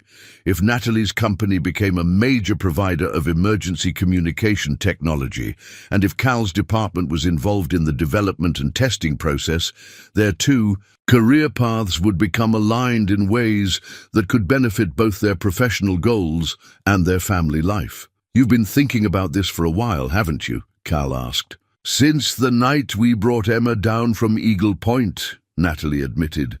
"Watching how the rescue teams coordinated, seeing the challenges they faced with communication and weather, I kept thinking about how technology could make those operations safer and more efficient. And it doesn't hurt that developing the technology here would give you reasons to stay close to home." "It doesn't hurt at all," Natalie agreed, with a smile that suggested she was pleased he'd recognized the personal motivations behind her business decision. They were interrupted by Cal's radio crackling with a call about a minor traffic accident that required fire department response.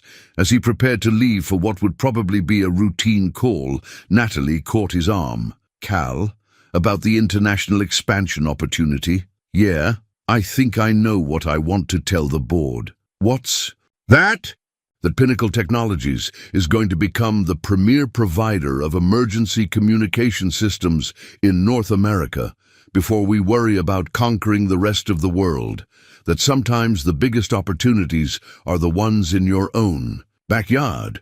Cal kissed her goodbye with the satisfaction of knowing that they'd found another way to build a future that honored both their ambitions and their love for each other. That evening, after Emma's successful school presentation and a family dinner that included heated debates about weekend camping plans, Cal found himself back on the porch with his evening coffee, watching the sun set behind the mountains that had become their shared home. Natalie joined him, settling into the chair beside his with the comfortable ease of established routine. "Good. A day?" she asked. "Very good day," Cal confirmed. "You, the best." Natalie reached over to take his hand, a gesture that still carried the same warmth it had 6 months earlier in the hospital waiting room. "Cal? I love our life." Cal squeezed her hand, thinking about the simple complexity of that statement. Their life together was built on a foundation of honesty and compromise, shaped by the needs of 2 children who'd found in each other, the siblings they'd never had, and strengthened by daily choices to put their family's well-being ahead of individual ambitions. It wasn't the life either of them had planned, but it was exactly the life both of them had needed. "I love our life too," he said, pulling her close as the first stars appeared over the Colorado mountains. All of it. From inside the house came the sound of Jake and Emma debating the merits of different camping destinations, their voices carrying the easy familiarity of siblings who'd grown up together rather than children who'd met just months before. It was the sound of family in all its complicated, imperfect, absolutely essential glory. And as Cal and Natalie sat together in the gathering darkness, planning their shared future and listening to their children plan adventures, neither of them could imagine wanting to be anywhere else.